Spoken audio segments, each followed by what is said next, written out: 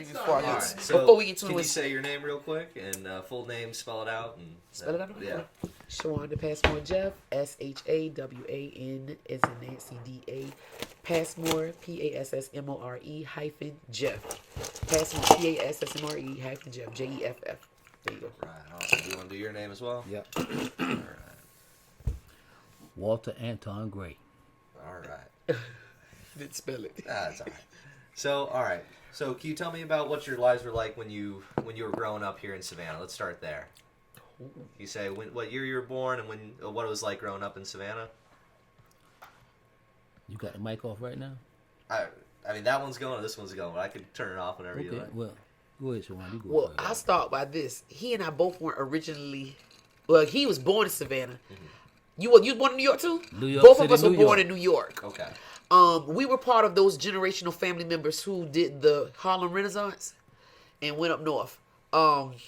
So when we got up there, things did whatever they did. Now, as far as I was concerned, I wound up having to come back through my grandparents because my mom and dad just weren't doing right.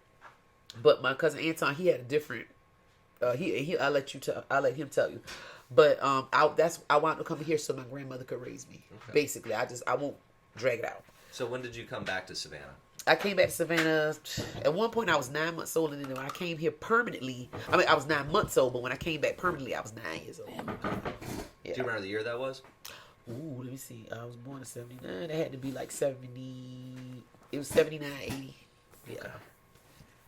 So what neighborhoods were you in then? Oh, at that time, I was at the when I came here permanently, I was in the neighborhood of Carver Village. Mm-hmm. And Carver Village is one of the, if no one's done research, I don't know if my cousin can agree with me or not, but Carver Village is one of the first residential black neighborhoods that was set out by the government. Once they did that, they said that they couldn't do that again because that would be against the constitutional right, so they didn't do any others. It was named after George Washington Carver. It was named after George Washington Carver, exactly. So that was where I was raised, and then we moved later, but that was where I was from. So were you guys familiar then with like what is it, Frogtown? Yeah. Frogtown and Yamacraw. Did y'all interact with the other neighborhoods, or I've heard from some people it was kind of like you didn't go to one neighborhood unless just like New York, you don't. When I started going to Frogtown, I was already graduated from high school, and they had a club down there. We used to go down there and party. Mm-hmm. Can you tell me about some of the parties? The parties was nice. What was the name of the club y'all went to? Was it Mitchell's? No, it wasn't Mitchell's. It was called, I forget the name of it. Because there were so many clubs to go to.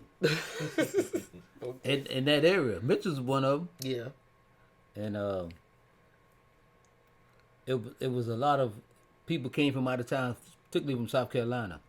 Across the bridge. Yeah, across the bridge. Okay. And we were just partying. You get to know people. And a lot of these people who met each other are actually married right now today. And still together. Okay. Yeah. Well, I also have history of Frogtown. I have on my mother's side, my great grandfather, Reverend L.B. Free. Mm-hmm. His church was first down there, and a bus used to come in front of it. And after we finish with the interview, I will email you those pictures. I have I have pictures of the church inside the church, and one of my cousins standing outside the church waiting on the bus. Oh, that's very cool. Yeah, so I see those. But he was down there, and then they moved to Duffy and Barnard. It was called Garvin Temple Baptist Church. Yeah. And it left there and moved to Carver Village, and it became Temple of Glory. Okay. So I have Reverend Odom. Yeah. Mm-hmm. I got histories of that as well. Mm-hmm. So, all right. So what high schools did you guys go to high school here? Or? Yeah. Yes. Okay. I went to Savannah High School. When I went to Savannah High School, it was 50-50. Black and white. Right. You're the first generation of integration, right? Probably. Well, I graduated in 1981, so I got there in like 1977 or somewhere up in there. Right. So it was after integration, which was in 1971, I believe, or somewhere up in there. But most of the people that was there was half and half. It was like black and white, 50-50, if I remember correctly. Okay. And when I got there, I had a good time there. I was lost the whole year of my 9th grade year because Savannah High was so big. As a matter of fact, Savannah High was the biggest school in the state of Georgia at one time until Southwest Macon and all these other schools started coming up. But I got a few white friends right now. lifetime friends. I met in high school, and we still talk. Philip Baker and these guys, Clay Tagalow. I still remember them. Mike Ikovolsky. We still talk sometimes when I see them. We just talk. So did you play against other high schools in the area, like Beach High and Yep. all those? I was the football star, the track star. Yes, he was. Okay. He still can run. Yep, I ran track for Savannah High, and I played football for Savannah High. As a matter of fact, my mother told me, say, she don't know what they're telling us at Savannah High, but we love Savannah High. So as long as it keeps us out of trouble, me and my brother David, she was all right with it. So was there a rivalry between your school and like Beach or was it Tompkins? Well, actually, from what I understand, it was Savannah High and Beach that battled, and I went to Beach. But before we battled with Savannah High, we battled with Tompkins. Beach and Tompkins were the two because at that time they weren't integrated yet, and Tompkins and Beach were the black schools to go to, right? Yeah. And so that's why they were the rivals. But then after the integration took place, I don't know what happened to Tompkins. They fell off, but then it just became Savannah High and Beach. And even to this day, I work for the board, and we sit in on some of those meetings. And they know that they can pay for the athletic department because every time Savannah High and Beach meet, that's where they get all of their money from. So they're able to pay for all the other schools because of those two. Because everybody goes to those games. When I got to Savannah High, it was Savannah High and BC. Oh, yeah, that's right. But as time went on, it became Savannah High and Beach. Because integration and gentrification, whatever. And Savannah High became more black. Beach was already black, but it became more blacker. So you got black Savannah High, black Beach, and all these people grew up together, went to church together. My mama know your mama, or they went to school, whatever, and it became a big rivalry. And BC and Savannah kind of dwindled down because it wasn't like it used to be. So did you guys play in other areas around town? Because I've heard that Forsyth Park and a lot of the other like kind of squares and stuff were generally pretty segregated, or even Dafton Park was also kind of segregated, and a lot of the when I played midget football and prep football, we could play at. You go to Dafton Park, you'd be there all day because they had the schedule lined up where all these teams would play together, play against each other. As time went on, and from what I understand, a lot of scared people wanted a place to play soccer, and it just dwindled down. I don't even know if they play football that much over there like they used to, but I could understand them trying to protect the trees. If you could park up on the tree line, and you would be on top of the roots. I could understand because you're trying to save the trees. Yeah. But one thing about it, why is the people complaining about not playing football? They want to play football there, and I think a lot of the football is going out to the Jennifer Ross Park out there off Sally Moore Drive. Mm-hmm. Yeah. They don't play as much as they used to in Daphne Park. I don't think. They do. Daphne or Forsyth. Or Forsyth. Forsyth, definitely not. Yeah, definitely. Because Forsyth is deemed a historical monument. They're trying to preserve it as such. And now Forsyth got a master plan. They finna change all that. I wish they would. I hope they leave it like it is. I hope they do too, but it's a shame. So do you have any memories of going down to Sportsman Park? Yep, Sportman Park. We used to go down there. My wife played baseball. Softball. She played softball in high school and just carried over to when she finished high school. She could knock it out the park. And after you get through playing softball, you have a nice meal, fish and whatever, fish and grits and whatever, the cold beer. And a lot of people leave Sportsman Park and go to Soldier Field, which was on the east side of Savannah. You know, we had a lot to do back then. Mm-hmm. And then Monday, you go back to work and wait till Sunday again. So was it always just baseball games out there, or were there other events that were held? As far as I know, it was just softball It game. dropped down to softball. It wasn't baseball all the time. Yeah, it was always softball, as far as I remember. And you had people selling different things out there. A person named Mr. Carl Wright, he would sell his crabs. And other people would sell dinners and stuff. It was just a nice, wholesome, good thing for the family. A lot of people Before look forward. A lot of people look forward to having a good time out there on Sunday. Excuse me. Before dog. And I was one of them. Yeah, I was one of them. That's before dog. Before dog. That's right. Because the wholesome people went home. All right, so can you tell me about After Dark then a little bit? Because when I went, I always went after dark. And Houdini has a song saying the freaks come out at night. But I'm not saying that's what I was. But I wanted to go when I know it was going to be fun. So I would go out there and my cousin, myself and my cousin Joanne, which is another cousin of ours, we would go out there. And we wanted to be nosy, really. We were kind of innocent at the time, and losing innocence, if you will, because we would go out there and try to find out what's really going on. Because every Monday you hear about what went on at Sportsman Park. I was like, well, what's the big deal about Sportsman Park? She said, we're going to sneak out there. So that's what we did. We went out there. And we got out there, it just overwhelmed us. It just blew our mind. We was like, wow, all this going on. You had people over here, yeah, man, remember when he did so blah, blah, blah. You got the big old bar and then the club and the food and the barbecue and the people dancing and gyrating, women with short skirts and mini skirts and short shorts and high heels and stacks and everybody, the room smelled of cigars and marijuana because that's what they were smoking. And you just be in the the excitement, Mixed with the fish smell. Mixed with the fish smell, And so then I said, well, what's going on out there? And that's when I found out, when I told you about it earlier. I said, what's going on out there? See, let's go see. And I see the people going out there, and it's this long strip area, like a little hotel kind of thing. And you pay by the hour to go in there. You see somebody meet up at the club, you're dancing real good, you're grinding real hard. Okay, now we got these feelings. Let's go over here and pay $20 for 30 minutes. They should last longer than that. That's between me and you. But anyway. But, they go out there. I'm just saying they pay by the hour or minutes or whatever. But I didn't ever have them going there. We were trying to be nosy. Then we were young. I think I was like 16 and my cousin was like, I don't know, she might have been 20. But we wanted to just know because every time we get together and go somewhere, we hear people say, yeah, y'all going to Sportsman Park next week? Yeah, we're going to Sportsman Park. Man, then we're going to Soldier Field? Yeah, we're going to Soldier Field. But I said, well, what is these places? And I never went to Soldier Field. But I went to the Sportsman Park. So anyway, those are the things they were doing out there. And so it was like softball back to back to back to back. Sometimes it was just leagues that they built on their own. Sometimes it was Sugar Refinery versus. Then you had people coming from out of town. Yep, you had people coming from out of town. And sometimes you had all these people versus people. So it was all day long. It started like 8 in the morning. Lasted all the way to 1 o'clock in the morning. I mean, it was just like all day long. If my grandma would have caught me out there, she'd have beat me all the way home walking with an extension cord. And then a lot of the people who played softball got into relationships. Yeah.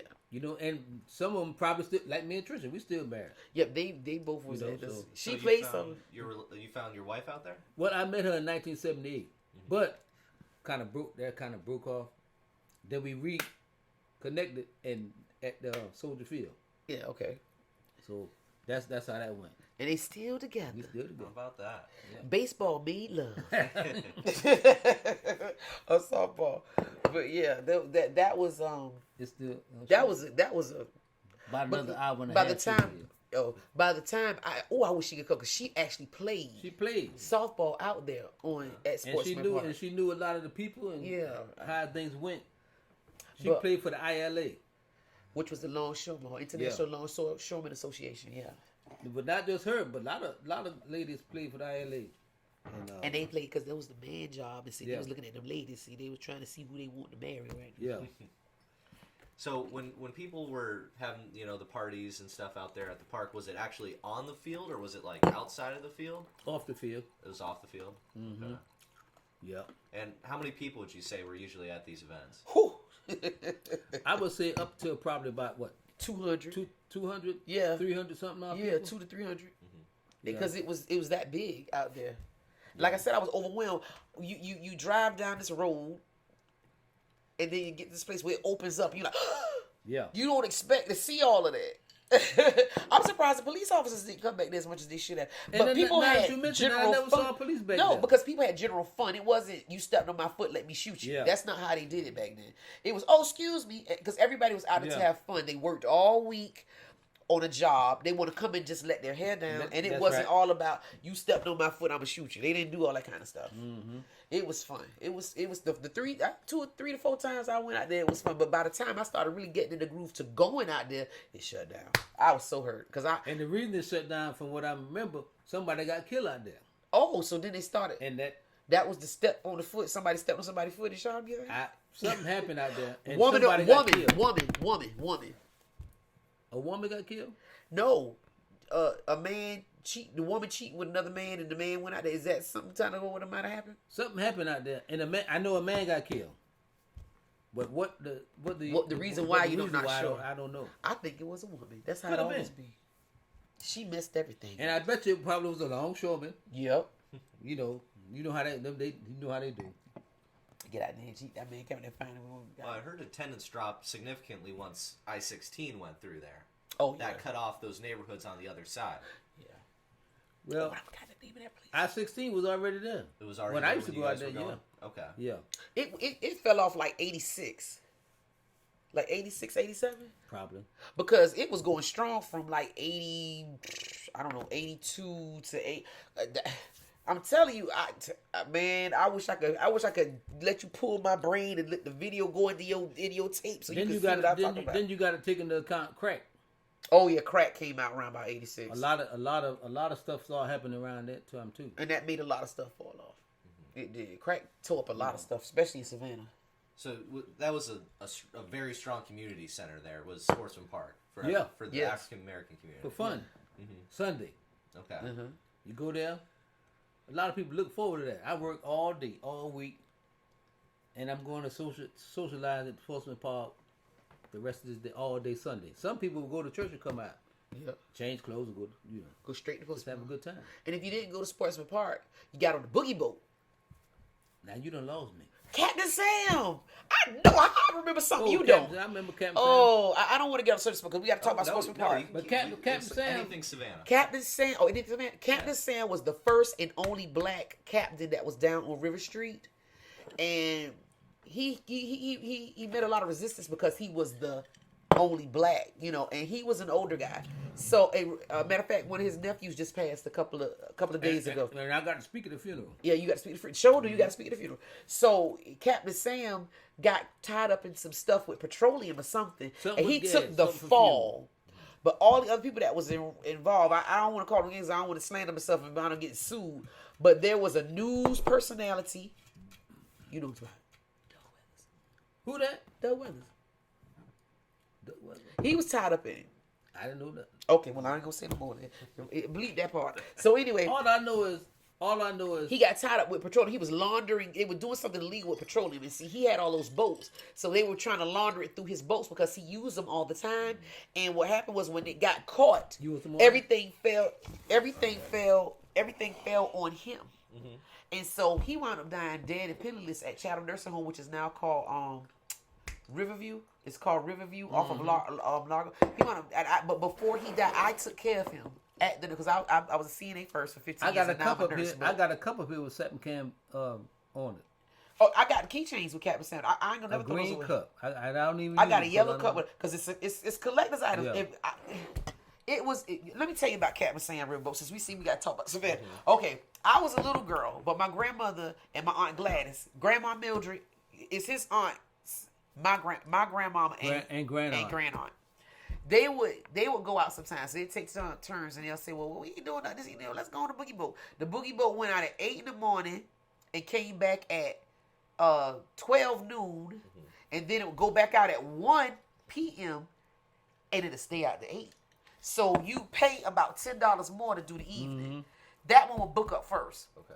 So my grandmother and us, we go to church first. See, it's amazing how they put God first and then go sin. Like they got to go get forgive for it later. Yeah. But hey, you put it first and everything work out fine. So from 1 to 8, so we'd get on the boogie boat. We'd have our sandwiches and our my grandmother, they freeze the water bottles and put it around the bag and put the stuff in the middle, and we get on the boat and the DJ would just be crunk. But the first song they always play was "I Ain't Gonna Bump No More with No Big Fat Woman." That's by Joe Tex. But anyway, so they get up there, they be playing and everybody juking. They take the boat right off of Savannah River and they ride it straight all the way down to Jekyll Island. Yeah. They get off of Jekyll Island. It was a lady they used to call Miss Queenie. She made these devil crabs. I have not tasted a devil crab like that since that lady. I be searching. Nobody can top that lady double crabs. Nobody. Me and the Maris went on one. We went on one trip. On the boogie boat? Yep. Okay. Me and the Maris, and got into an argument. You must have been looking at a woman. I can't even remember. This 30-something years He ago. done got drunk, child, and done look at some other woman. I'm 58. And the Maris 58. So we got married. Y'all was in the 20s. Y'all was in your 20s. We got married. We were 22. Yeah, y'all was. Oh yeah, you was looking at another woman. I can't even. Yeah, he was looking at another woman. But I started off good. My cousin is a womanizer. No, I'm not. Okay. I'm not Trisha here. She don't know. I know. But anyway, go ahead. That's all right. But he is a cute fella though. Yeah, that's why. But yeah, we get on that boat, we boogie boat, and what really hurt me was when he got in that trouble, they just like with what's his name for Penn State when they got him for the molested kid, Joe Paterno. They called him Joe Pa. Joe Pa, yeah. Okay, Joe Pa and Bill Cosby, when they got into all that trouble, they stripped everything. Even Temple University took him off of the directing boards. Yeah. Joe Pa, he stripped. They took his statue down. I understand what they did from that point on, but I don't think they should have. People need to know them. What they did to Captain Sam was there's a place downtown on River Street called the Olympia Cafe. That was his whole corner. The Olympia Cafe from that side all the way back in that whole cafe going all the way back to where you get the Savannah. Is it Savannah Suites next to them? I can't remember. Somewhere over there. I think you're right. All that was his. It was a tour. It was a gift shop. Yeah. And you would go in there. You could buy cards and shirts and keychains and glasses. That's why I still got my keychains and stuff. But you could buy the keychains and glasses and all this stuff. Mm-hmm. And he's totally stripped. A child, if you go up with somebody right now that's like 20 years old and say, "Who is Captain Sam?" They're like, "What?" Mm-hmm. They wouldn't even know. They won't know. They would not even know. If they weren't born from 1981 back, they won't know who he was. Yeah, and that's sad because there has not been a black Captain Sam, a black captain down there since. Ever. He's the first and only. I'm gonna tell you how things changed. When me and the Marins went on that trip, this was like 1985. 86, somewhere up in there. River Street was desolate. Yeah. It was nothing. It was nothing there. You had Captain Sam, and you might have had Spankers or 2 or 3 others, and that was it. That was it. Yeah, it was. Now, you probably couldn't afford to spend your money down there too much. All them pubs. And when and that factory district, the factory thing that where J.W. Marriott is, Plant Factory, Plant, or whatever they call it. That area down at that end down there used to be so desolate. It was like the crack hit the area so bad. That was the crack area. Those buildings were abandoned with wooden boards up to them and stuff. And crackheads lived in there. Nobody went down there. When you got right there past that what you call that Irish pub thing? Mm-hmm. It was an Irish. It's still there. That Irish pub thing right there before you get to JW Marriott. That point on back, nobody walked down there. You be brave, if you walk down there. You got drunk and didn't realize where you were. You go down there, and it was a club that came up the hill of that right there. It was called a Con Club. It was so bad with that little area right there where JW Marriott is now. They wouldn't even when the people got at the club, they wouldn't let you walk that way. They made you walk this way. They made you if you were coming out the door, they wouldn't let you walk to the left. They said, "Okay, everybody, move it to the right, move it to the right, move it to the right," because they didn't want you to get robbed or mobbed or anything right there because that was a real bad area. Now they've cleaned it up. When I rode down, I couldn't believe how it looked. Well, you got to pay $8 for a beer down there now. Yeah. Oh, the hotel room, one room for the weekend is $1,200 a night. Say what? When my cousin Shannon came to the party, Shannon and they paid $800 a night that night, and the only reason why they paid that because it wasn't around a holiday. That's a month of rent. That's a month of rent. You pay $800, but it's beautiful. Guess what? But it ain't worth no $800. I'll sleep in my car. Okay. I've watched River Street evolve. I'm not gonna pay that much money for it. I've watched it evolve just like he has. I remember when you would walk down there by the Wavy Girl. Yep. And it's a building right there now. It's I think it's Homewood Suites. It used to be the electric building. Yep. You used to go down there to pay your electric bill. Yeah. It was right there at the very end.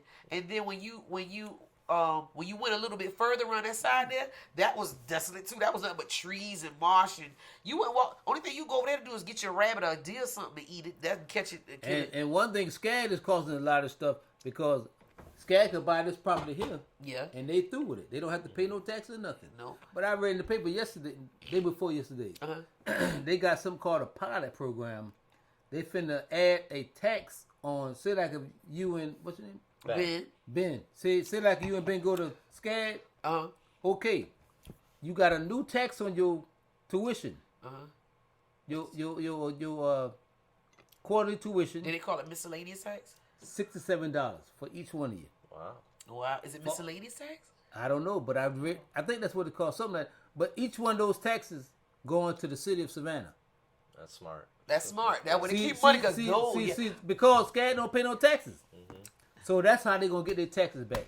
I'll tell you about SCAD. I remember when SCAD. Do you remember when SCAD got started? SCAD started in 1970. They had one building on Bull and right on the opposite side of the Shadow County. A big red building. It's still there. Yeah. They use it as a gift shop now. Okay. Yeah. I was in sixth grade, and we went on a field trip to SCAD. My teacher, Miss Helen Fletcher, I loved her so much.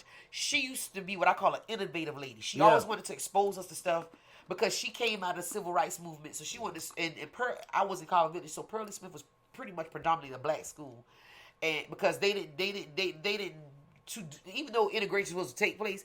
They did zone and district. So when they zoned and district, that made pretty much everybody that was going to Pearly Smith was going to be black because they zoned us for those areas. So she made sure, she said, my children are gonna know, they're gonna know. And so we went to SCAD. I was like, what is that? We didn't call it SCAD. And they used the whole thing, Savannah College of Arts and Design. So we went down to the building. We walked all up these stairs. They had a historical room in the back where it used to be another school back in the 1800s or something like that. And so they let you show how the rooms used to look. And it wasn't a tourist attraction. And this was actually a school. This is where they were. This was the only building that they took the classes. So as the lady was touring us around, she said, yes, and our school is doing very well. We're number 50 in the nation. I'll never forget that. They gave, if I'm not mistaken, I might still have that paper she gave us because I always keep stuff. I didn't know then about how much I loved history, but I keep stuff that really sticks to me. And it was underlined. It said Savannah College of Arts and Design, 50th best school to go to in the nation. That was in 70. No, that was in 81. That was in 81. I was in sixth grade. So I had no grad. What year? I mean, what month? 80, what month? If know. it was after June, I was out of there. No, it was spring. You were still in there. You was a senior though. You were still in there. I was senior. But and so that stuck with me. And then the next thing I know, by the time I made it to middle school, they started buying historical other schools. Like there was Henry Street School, Anderson Street School, Barnard, Jefferson, 37th Street School. I say, well, what's going on? I said, they taking it over. Yep. And then all of a sudden, I started seeing a whole lot of bicycles. Everybody was on bicycles. And I was like, what's going on? I still got some paperwork in there right now. Me and Trisha tried to buy the Kai Museum. The Kai Museum? Yeah, we tried to do it. And Lester Johnson sent me a letter and said that it was still in probate court, and he gave me a code number. So if something come up, he can contact me. Right. Well, that was over 20 years ago.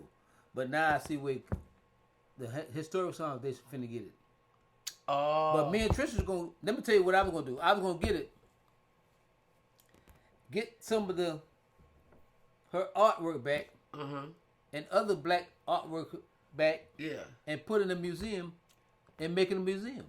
And just be a museum. And be a museum. Yeah. What they do it though? I don't know.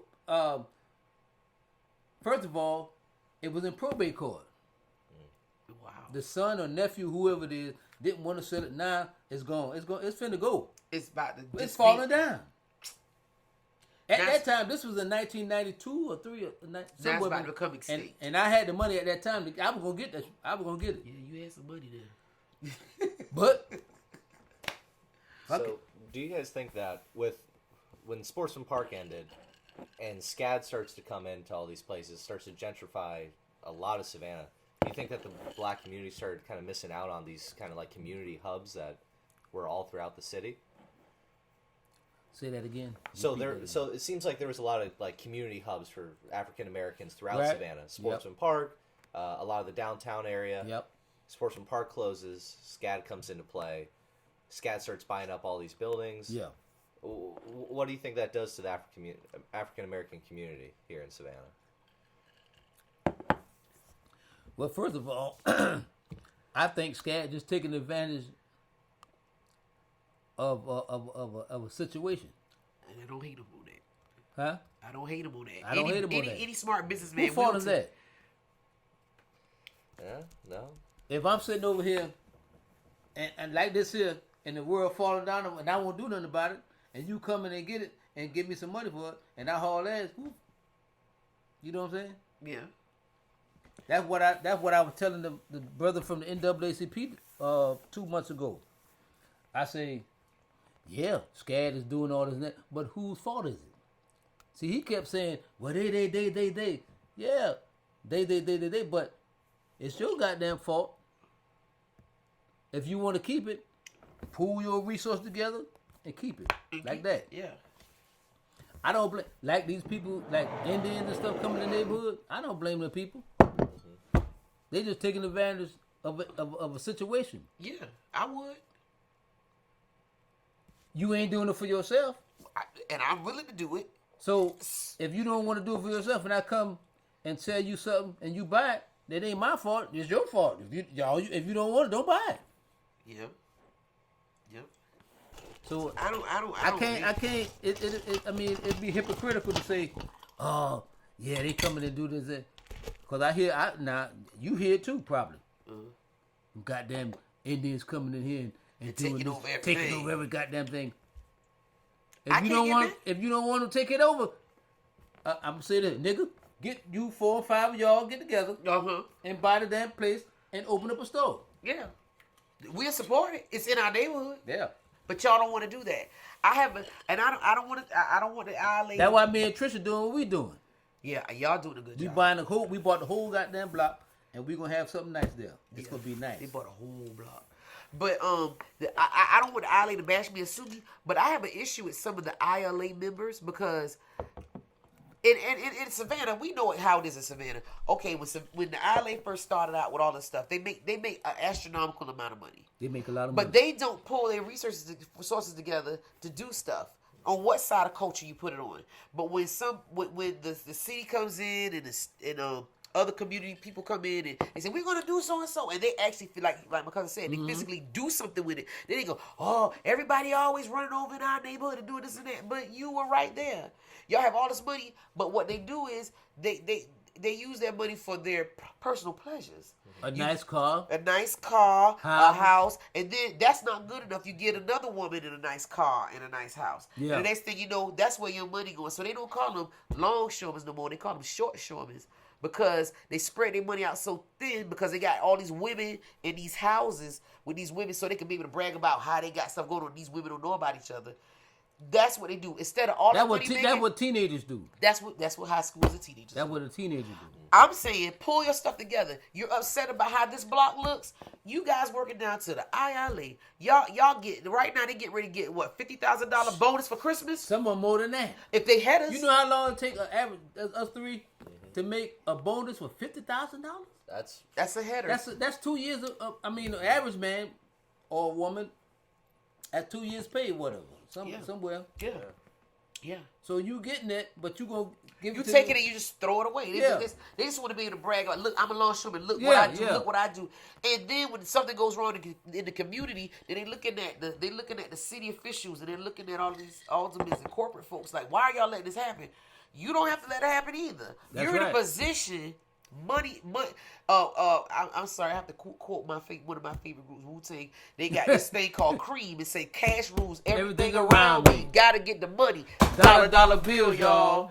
And with that being said, y'all got the money to kind of money talks. Yep. So y'all making the money. Get out there and start speaking for some stuff and say, well, okay, we gonna pour our money down. You don't have to be the one to talk. Have your favorite. I'm sorry about that. Have your favorite alderman or your favorite congressman or your favorite chairman, whoever it is, and you guys pull together and say, okay, we're going to put our money, we're going to back this man right here. We want this to happen in this neighborhood. That's what happens in everywhere. I had a situation where a young lady told me, man, all the white neighborhoods, they get all the playgrounds. They get all of this and that. I said, well, they also, when they say they have a town meeting to vote on something, they go to the doggone town meeting. Everybody be there. And they decide and they make decisions. They pull together to figure, okay, well, that's not going to work because little Muffy ain't going to be able to go because she don't get out of school at 3 o'clock. They get the hours together, all of that. And when you get your community, they say, okay, y'all, we having a town meeting. 4 people show up. 4 people show up. It's all about how you want it and how you want to do it. Like my cousin said, you get mad when somebody else gets something done like they have to do. Yeah. But then you're not doing what you're supposed to do if that's how you feel about it. We had a situation right there in West Savannah where I was living at. Yep. They had a thing where the city ordinance said, okay, we want everybody to feel protected. We're going to give you this. I don't know if you remember this, Anton, because you was living on Hudson Hill. I don't know if you remember this. They say we're gonna give you 4 foot of gate or fence. Anything else but above 4 foot, you got to pay for yourself. They were fencing off so if you pay attention when you go through West Savannah, on the old school, like people in our age group that kept their houses and did what they're supposed to do, on that whole block, if you notice, they have a lot of fences. All the fences running down, the fences blocking off because it was free. A lot of people didn't take advantage of that. Okay. But everybody had that opportunity. On whatever side of town you lived on, the city decided they was going to say, okay, we allot this amount of money for everybody that's a residential homeowner. We're going to build this. You can get 4 foot of fence. Now, if you want 6 or 7 or 8, you got to pay for the rest of that. Yeah. But we're going to give you 4 foot of fence. That kept your dogs coming in the yard and people coming in your yard, whatever. So that's just my example of how there was something, even the city itself said, okay, well, let's help these dumb people. They keep complaining about dogs pooping on their lawn and all this kind of stuff. Let's just allot them this fence. Some people didn't take advantage of it. But you still have the same issue and still complaining. Why are you complaining? You got it right there. Just take advantage of it. It's free. So it bothers me even when the city goes on ahead and say, okay, we're going to do this. And nobody takes advantage of it. But then you complain because now you got,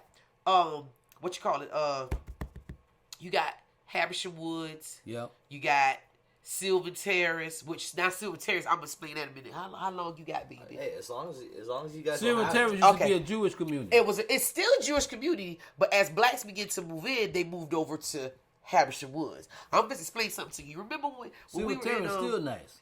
Is it okay if I talk about us being in class? You guys can talk whatever you want. I was a classmate to be y'all. But anyway, we went to school together. Yeah. Well, he graduated. He graduated a semester before me. Oh, was it 2 semesters? Not in high school. It College. might have been 2 semesters before. It might have been, yeah. But what happened was we read this book, Dr. De Lorenzo. They had a book called The Color of Law. And in The Color of Law, it was talking about red line and all this kind of stuff. And it also talks about Savannah in that book. And what I did not know was Bartow, when the Bartow projects, it became projects. Francis Bartow. It was all white first. Yep. And no black people could move in there. Hell, I Then know they that. had- And I didn't go. I know, but then you had Kate Homes and Fraser Homes. They were overcrowded. But they wouldn't let the overcrowdedness go over into Bartow, and Bartow needed more people to be in there. But while Bartow, they wanted to call it a complex. That's what I called it earlier. I feel like where I'm at is a complex too. But anyway, they had them in there because while they were doing that, they were building Sylvan Terrace. Yeah. So once Sylvan Terrace was done, they moved the Bartow people into Sylvan Terrace. When it got in Sylvan Terrace, then it was empty. So all that overflow from Caton Homes and Fraser Homes went to Bartow. But it's in the Color Law. It talks about the Bartow and the community, how it was. It's in that book. Rothstein, or I think it's Rothstein. I can't think his first name, but You know what that mean, don't it? that means excuse me in church when you hold up one finger. We know on a video, y'all. So what he's doing? Oh, okay. Oh no, it ain't. That's not what that means. Yeah, what it mean? That means See all this water down here? this I'm a not church. fucking with it. No, when you in a now, I don't know if it's a different type, but when you in the church community and you stand up out the church and you got to walk and go to the bathroom, you hold up your one finger in church, and you walk out and you hold it, and that means excuse me. Okay. I've never gotten that before. But but those were the kind of things that were happening. So you had when they got Sylvan Terrace, and then when they got it where the the black communities had to go into Bartow, and then when some black people just really sacrificed and saved their pennies and did what they're supposed to do, followed the guidelines, even though the guidelines for blacks were more strict. They were able to move into Silver Terrace, which was a big deal around here. When I was coming up as a elementary school, middle school student, when you said I live in Silver Terrace, or if you said I live in Nottingham, that's another one that's over there on the backside of Savannah State University. Yeah. If you said you lived in Nottingham or you lived in Silver Terrace, ooh, you had money. Oh, you got so much respect. Oh, because it was so not normal for black people to have that kind of money to live amongst those other cultures in the community. So you were kind of like, give me a piece of that too. You were kind of celebrated. I'm good. Ben, ain't it? Ben, Ben, yep. Big Ben. And he also plays baseball. Yep. He's very good. Yeah, I played baseball 4 years at Savannah State. He's very good. You ain't tried the big leagues? Hey, I tried, but I got I got a little injured. I got like micro tears in my hip flexor. Oh. And so like I couldn't pitch too much anymore. So I mean. Oh, you're the pitcher. Yeah, I was a he's pitcher. good. Yeah. I peeked in on him a couple of times. That guy from Effingham, he pretty good. I forgot his name. From Effingham? Yeah, he real good. He played for Houston. Wait a minute, for Astros. Effingham and high He played school? with Houston. Oh yeah, I know who you're talking He played about. with the Houston Astros. Son of a gun, I don't remember his name. I know who you're talking about. He came back to Effingham. They dedicated the park in his name. Mm-hmm. Oh, they did? Yeah. Yeah. Oh, okay. But that's how it was like the levels. And what really got me when I read that color law book, when they moved from Bartow, let's say they were paying $400 a month to live in. Is that on? Oh, well, you know what? We partnered dry when we blocked Trisha from. Bah humbug. Shit. Oh Lord! But She gonna call. If she called, I'll just come out and I'll take care. It ain't no big deal. yeah, okay.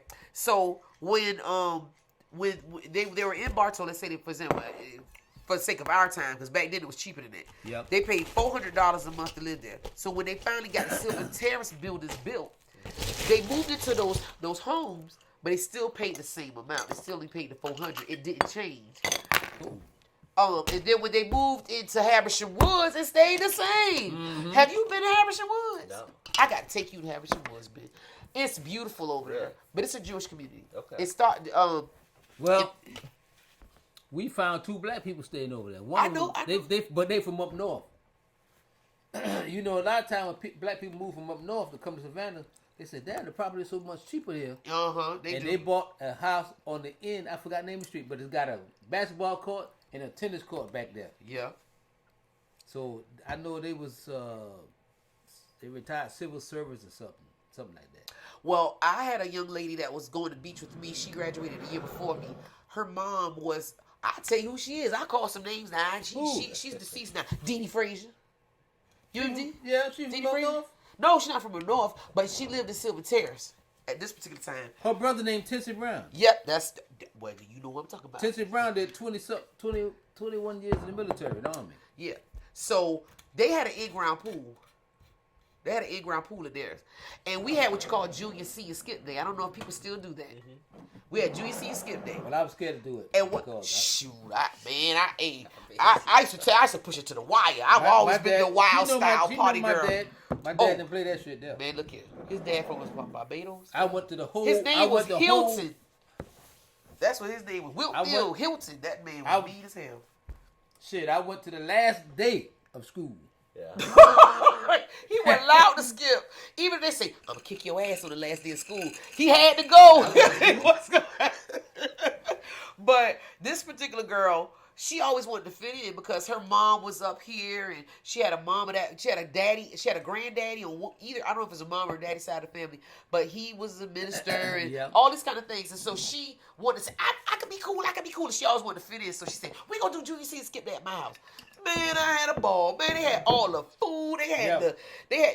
We was going to the people's refrigerators, and we teenagers now. We starting up grills, and they had the indoor pool. They had an indoor pool. I never saw that before in my life. I thought that was like upscale stuff.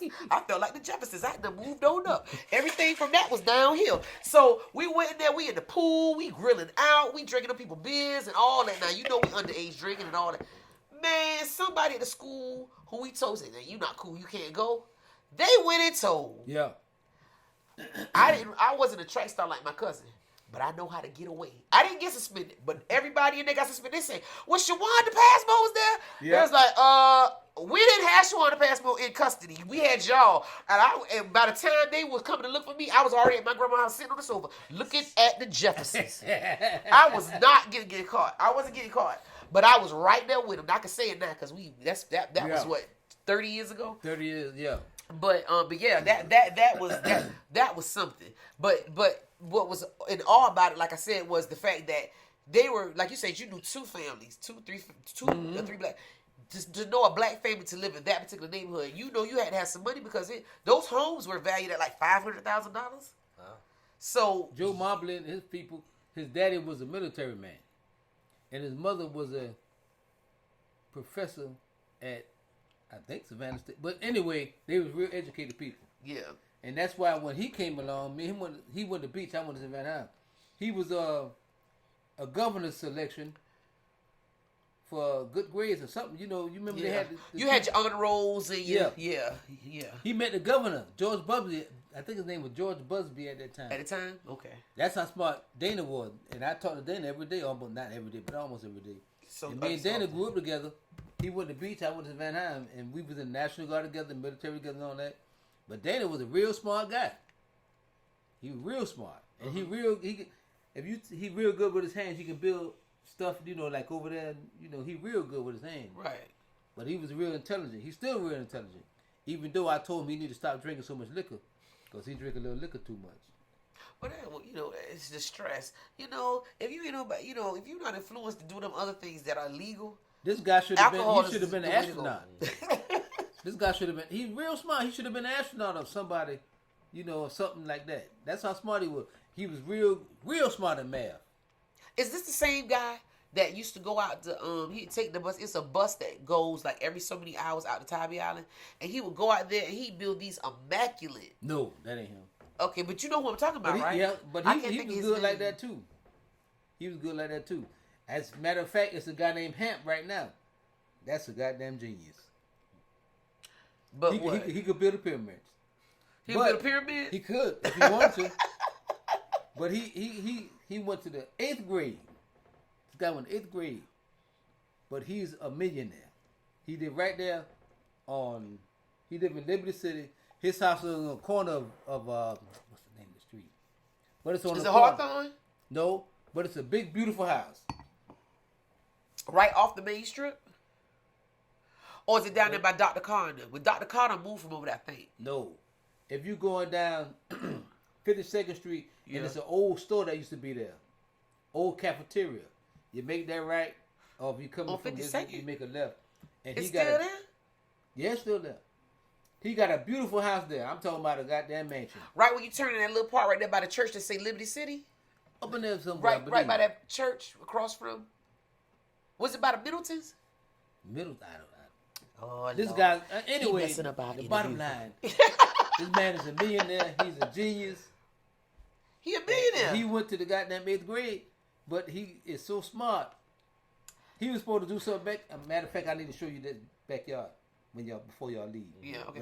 What Now, I've Anton, I done. will ask you this too, because see, Ben is a very good advocate for preserving things, and Yeah. he's going to be with the Civil Rights Museum with this. If you got any of those old black and white pictures of stuff from Savannah High, or Yep. because Anton, he's like me. We're both Libras. Okay. I'm gonna hit the zodiac now. My birthday is September 30th. His is September 29th. We're a day apart, Wow. and we act pretty much about the same. Yeah. But we just. Yeah, I'm a Virgo, August 31st. Virgo, Oh, okay. look at you! Yeah, Okay, I know that's the mine. Earth sign. Yeah, That's the I've been Earth told it's the sign. best of the Earth signs. That's what I've been told. So. But yeah, he preserves a lot of historic kind of stuff, things too. And when I run across something that I find it's gonna be that may be something that's I hold on to it as well. But I could, even if he sends it to me, I'll screenshot it or whatever and send it to you.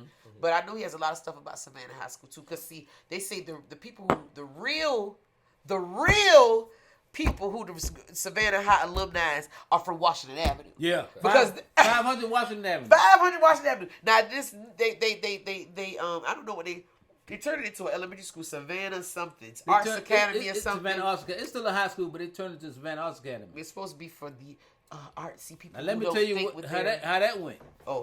See, I knew he would know. Now, Savannah High was getting to be, I'm talking about over there, was getting to be 100% black.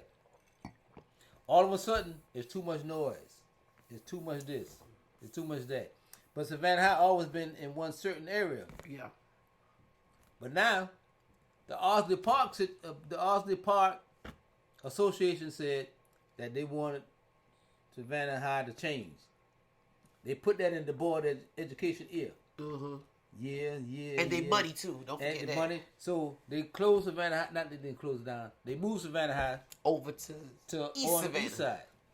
And they made that Savannah Arts Academy. Almost like a charter private school. Yeah. Now, that was done because of racism. Because when I was going that shit, we were making plenty of noise and, we win a football game. But even before that, in the 20s, in the 30s, Yeah. they were doing the same thing. You beat BC, you come there, you be tearing that motherfucker up. Yup. Cause y'all beat them. That was We y'all. beat 'em. Y'all rivals. Savannah High is a public school. BC is a private school. That means they can go all over. I'm going to recruit this man over here from South Carolina. He coming over here with us. Uh-huh. Savannah High is a private school, public school. You can't go but certain. You had to be within the county. Right. I used to tell people all the time. They used to talk about So a lot of racism was behind that. I hate to say it, but it was. I tell people all the time, they talk about these county schools like, oh, Jenkins County is such a school. Oh, Camden County. Oh, Glenn County. Well, see, all the children in those schools went to one school. In Savannah, that time we had 8 schools. Well, it's you more than might that have now. I know You it got is. Islands, you got Hempstead, you got what else? May Howard. May Howard ain't no high school. No, it's not high school. Sorry. But you feeling got, myself. I But know I'm just saying all those ones that expanded even with elementary schools, all those are new because schools. since I graduated in U2, I know is the Islands and Don't forget. Well, it was Tompkins, but they turned it into Tompkins. Woodville. Tompkins. Woodville Tompkins. Well, they did about the same. It was always Woodville, You would take a trade there. but now it's Woodville Tompkins.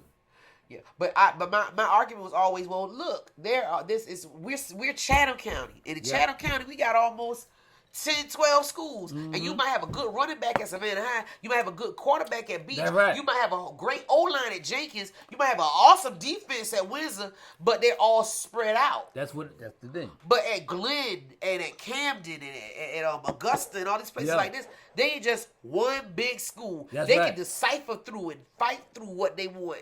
Oh, we don't need you by because it was so big and it was one school. But us, we were spread out, so that's why those county teams used to be so much better. And that's why this is the reason why I don't know if you remember. It was a year Johnson and Savannah High went to the state to play against I each meant, other. ooh, that was. Now you got. I tried to you go got- to you that. got- Oh you my got- God! You got Savannah High right here and Johnson right here. I And these remember that. guys grouped together, played basketball, but they playing against each Each other now. I remember Elsie Kitchen was one of the people. I in think that group. Johnson won. Johnson won. Elsie Kitchen was Yeah. there from Johnson. Yeah. Oh yeah. But I now remember that's that. what I'm saying. But you got so much talent, but you got to spread out. And this happened to be these two played against each other. That was It's the so change. much. I probably could talk to you to the day after tomorrow, child, about Savannah. I love Savannah. I would tell anybody. I love Savannah too. When I was in the military, I went to been to Hanover, Germany. That was the only place I really went. Then we rode around there looking around. But I've been to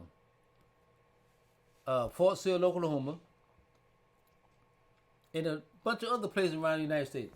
But Savannah got to be in the top 3, beauty-wise. Beauty-wise, For Savannah to be one of the top 3, in my opinion, the top 3 most beautiful places, it's a lot of crime around there, though. yeah, I could agree with that. But I mean, with you got to take the good with the bad. But when I think about Savannah, with like you're saying, with all it's a party town, and with the party comes those problems. Savannah got cotillions. I disagree. Debutante balls. Cuz Why you disagree? Go ahead. That's what we do. I disagree. Go ahead. Tell me why you disagree. The other night, somebody got shot over there in Fraser home over that side. Uh-huh. Why? They was partying. I don't know what they were doing. Oh, it probably was drugs. Why? Why you shooting somebody? If you want to party, party. If you go about your business. If you don't want to deal with if who you dealing don't with, you want ain't to got to go stay about there. your Go. Why you got to get a gun and shoot this man? Go about your business, fucker. Well, I've had no problems. I mean, as far as I go, I guess because I'm a female, so I look at it a little bit differently. To be a white or black male in Savannah, I'm quite sure that their outlook on it would be different than myself. But every time I go downtown to River Street, I have a good time. You remember that time me, you, and we went to McDonald's? I love Now that. you tell me. I like McDonald's. I love Ask about that. that. Oh! I like McDonald's. What's your name again? Ron? Ben. Ben, how you keep Yeah. messing Now with you me? asking her about that. Boy, we had a good goddamn time. When I went there, I said, how the hell they bringing us to a white club? And I don't know these people. He looked like he was all alone. He did. By the But end of the this night, is one of my spots. Hey, by the end of the night, He was right on Hey, there. I was good McDonald's to is a good time. I had a good love time, man. McDonald's. I had It's a good time. McDonald's is my spot, my joint. we When need I to go go there again. I've been there about 50 times since the last time me and you went. But when you going back again? Well, I don't know if I'm off this weekend. I gotta check. Hey, But you if guys I want to let go me back know. in. Let me know. If I y'all just are at go back. McDonald's, let me every know. I'll time be I going go, back in. and what I do, Anton, Party. they call me the karaoke She queen. was doing the hey, karaoke. I'm I still got it on my stay- phone. myself. I stay on it. But when we went, the time that all of us went, I did my little karaoke. But I like McDonald's because it reminds me of what a utopia should be. Do you agree? I agree. We had a All good time. walks of life in there. It's no problem. It's no, you did this to me or you did. No, When you go in there, it's let's have a good time. And that's why I like going in there. Because it's not no respective person. You just go in there, you walk up to the DJ. I say, I want to hear, I'm going to do Redneck Woman by Gretchen Wilson because I love her song and I do it every time I go. But, and then we do our thing, get on stage, and then when they see this big, fat black woman, say, I'm a redneck woman. They say, what the hell? But, and when I come up the stage, that's what happens.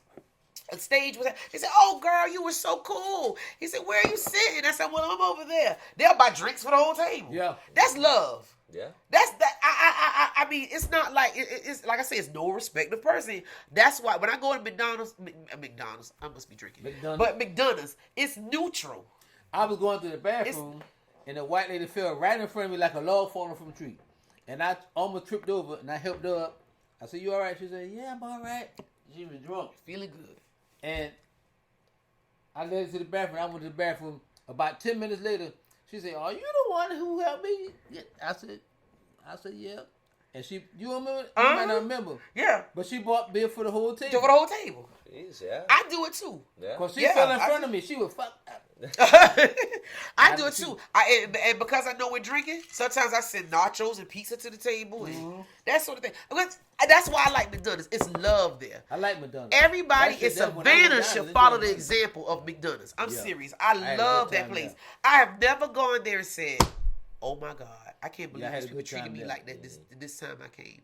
I've never had a bad experience when I went. They need to put McDonald's on what you call that? One of them shows that talk about clubs and stuff. Yeah. Like top 10 best clubs to go to in the nation. Yeah, that was fun. I love it. I go there. Wet Willie's used to be all right. Yeah, but it's not like McDonald's. It's not enough. But what about Spanky's? I've never liked I ain't been to Spanky's since the 80s. Me neither. It's okay. I don't like their food as much as I think I should. Yeah. I like McDonald's. I went to Spanky's. I used to go with a girl named Sylvia. You remember Sylvia? Yeah, the one tried to burn your house down. That Hellraiser.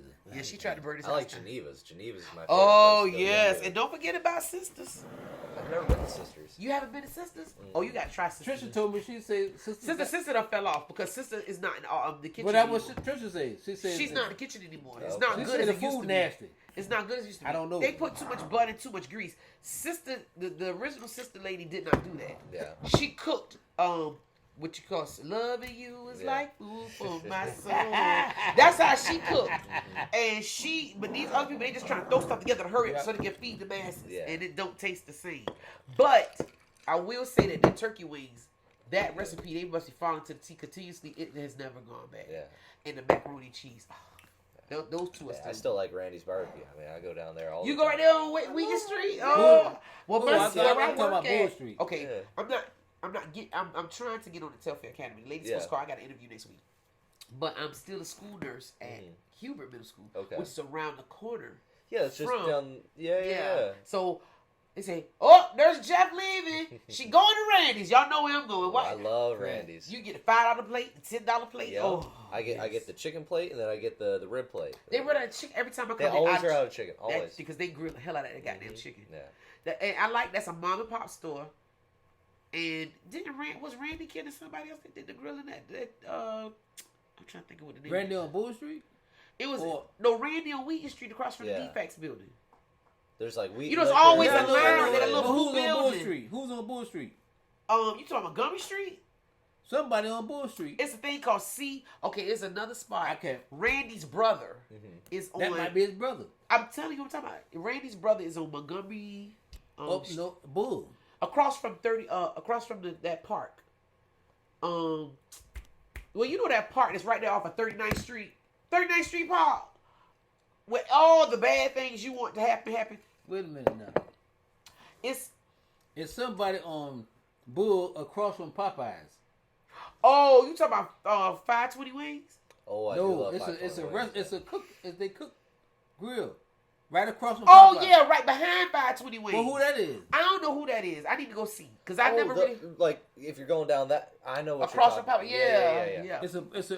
It's a cookery. A cookery. I've never been there though. Well, the Randy. Okay, I would say this: Randy's ribs are better than his brother's. Okay. But his brother has another spot. Remember Mr. Wonderful? We call it the Bucket of Blood. Yep. Okay, right before you get to Mr. Wonderful's, used to be a car lot right there. It's not a car lot no more. It's called Shore Thing. It's called Shore Thing, and they spell it Shore. Shore Thing.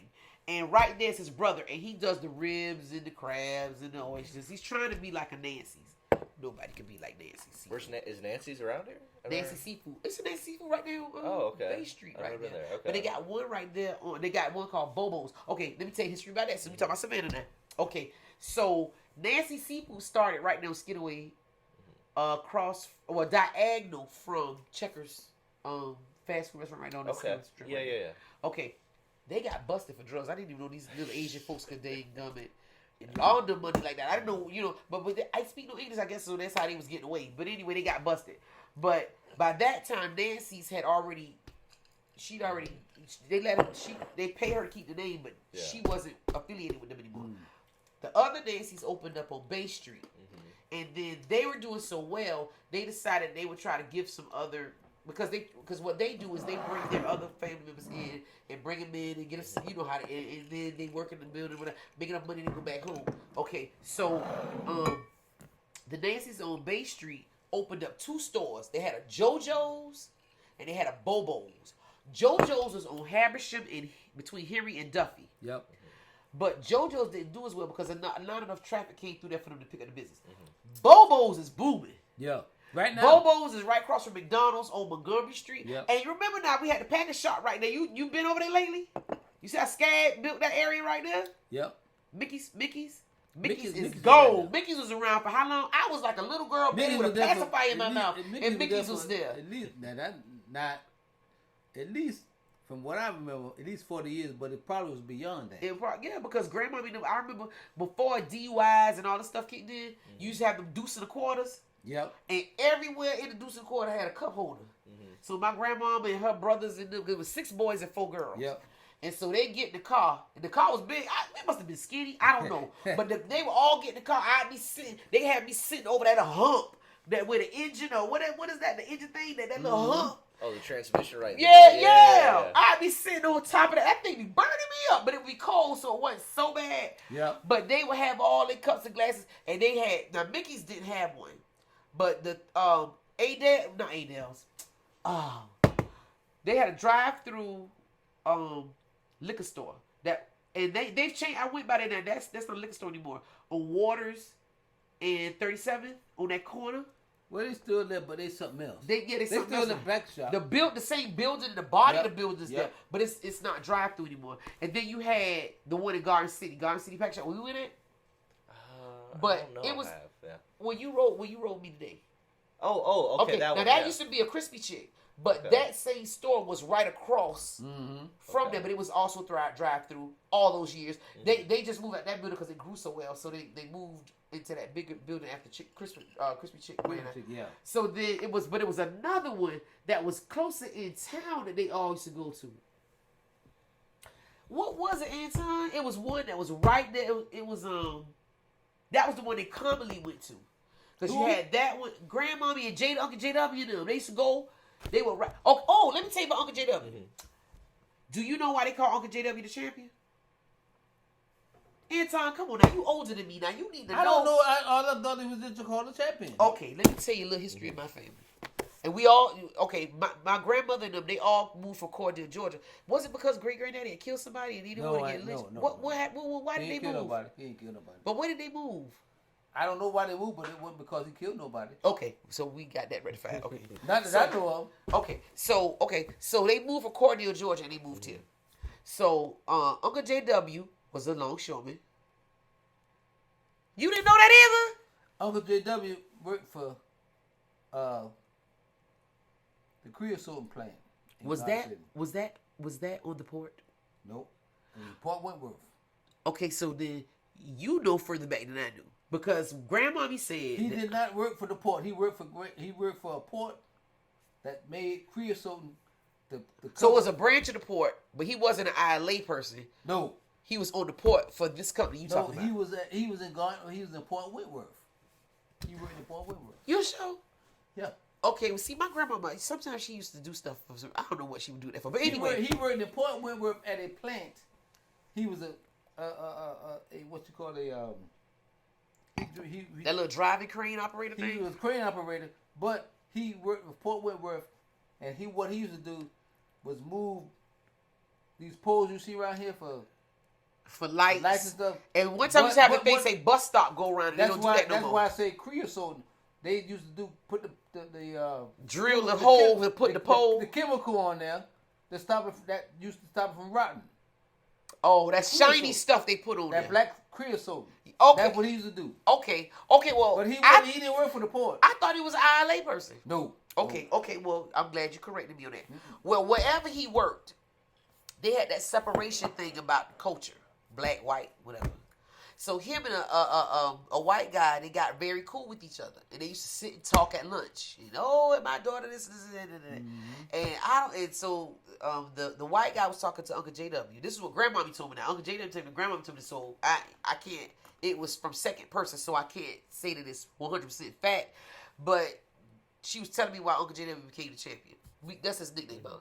So the guy was talking to me, saying, "I don't know if we're gonna be able to go up to the Kansas to visit with my children this time because they didn't give us that raise and that bonus that we expect." This is the white guy talking. He said, because I only make like $13, $14 an hour, and they supposed to give us like a $2,000 bonus, and they didn't give us any of that. We didn't get our raise. We didn't get the bonus. So my Uncle JW, he's sitting there going, what? Wait a minute. They giving us 8. What you mean 10 and 12? You only give it, what you mean a bonus? $2,000. They giving us 8, and that's it. Now we're talking about 50s and 60s. $8 was a lot of money back then. Yeah. So Uncle JW took the information that he had and went to the brothers, told them what was going on. They went to their supervisor, told them what was going on. They challenged stuff. People was trying to deny, but the guy had already said it. It was already done. So he kept fighting. The guys kept pushing. And the next thing we know, everybody was getting paid $12 an hour across the board. So because he initiated it, they called him the champion. That's what Grandmommy told me. Could be true. Now, my grandmother, I think I've talked to you about this before. I was in the newspaper about this about a year ago. My grandmother was the first black school crossing guard in Savannah. They were such advocates for be the best. Mildred Ruth Dixon Passmore. She's also registered with the Georgia Registry. But if you put her name in the Georgia State Archives, her name comes up because they got it registered. But what happened was W.W. loved her, and this guy named Frank Mullino, which I wound up as a CNA taking care of. Frank Molyneux was one of the 12. It was 12 first. I heard you say something about 8 or 9. Yep. It was 12 first black police officers. But what happened was they got intimidated by a couple of the white police officers telling them, nigger, don't you go there, don't you do this, don't you do that. Yeah. So 3 of them fell off. So it left 9. Frank Molyneux was one of them. But my grandmother and Frank Molyneux were going in to fill out an application to get a job. Because as we know, 1955, it was mandated by the federal government that they had to integrate everything. That's the right year. That's it right there. I think it was 1955. So it was either 1955 or 1954. But I know it was mandated around that time that they had to integrate everything. They wasn't going to go. And that's when the Arkansas dude didn't want to let the people come into school. But anyway, the governor, I mean. So at any rate, so she and her went there to fill out applications. Frank Molyneux got his. She got hers. They went to fill out their stuff. And when they went to fill out the stuff and take it back in, from what my grandmother said now, they put the papers up there. Yeah. But they put them on a stack over there. And they never really bothered with them. She kept coming in every day, saying, well, did y'all check the application out? Did y'all, just inquiring. And they never said anything. So she was upset. So Frank Molyneux took a I can't remember. He took a application. He snuck an application off the table and went and gave my grandmother another application. So she filled it out and she slid it under one of the people that's supposed to be hiring door. You had to get creative. So she didn't give it to the front desk people anymore. She slid it under one of the doors. My grandmother's name was Mildred. You don't too much quite know if that's a black or white name. So she got the interview along with 4 other black women. They wound up getting the interview, and they called them the Fabulous 5. But because my grandmother was the first one to go in and get the job, that's why she's the first black. But all 5 of them got hired the same day. Yeah. But she was the first one to go in and get hired. So they call her the first black school crossing guard. When they got the job, they were told, if you lose one child, if a child gets injured, if of that kind of thing, you will be fired. Because now all of a sudden, these jobs that were only privy to the white communities, they're upset because see now they're out of a job. Yeah. And same thing with the bus drivers, same thing with the city workers. Those are jobs that were held by the Caucasians. So now they're integrating. But where they got smart at was this. Okay, so y'all want to do the lamest part. We're going to send these people back and get 2 years worth of college, and they're going to be over y'all. They're going to be the corporate people. They're going to push the pencils. So they still had, But anyway, so my grandmother used to be over, and I see those pictures too because I got all the pictures. She has pictures where she was, before it looks like it looks now. Really? Look here, I told you I'm a hoarder. I keep all that stuff. My grandmother have those pictures. I got all that stuff. But the way it looks now, it don't look like that on these pictures I'm going to see. But anyway, she said that it was a guy who was upset because his wife lost the job. Now, she had an option to go back to school and get, I think, a 2-year degree. Because back then, a 2-year degree was like a master's or, because of the time frame. This was like 1956. She didn't want to do that. But my grandmother had that spot. So he knew the rule that if a child was injured, if a person gets injured under her watch, that she would lose her job. So he would purposely drive through there and try to hit somebody. He'd just speed through, whether it was a red light or green light, just speed through there. What happened was my grandmother pushed a child out of the way and she got slightly bumped. Anton, remember how my grandma used to walk? Yeah. She used to do like that? Yeah. Okay, here's his aunt. We used to miss with the talk when she was doing the tilt. She walked with that tilt for the rest of her life. But she didn't lose a child. So they couldn't fire her. Because they didn't say about them getting injured. They said if you lose a child.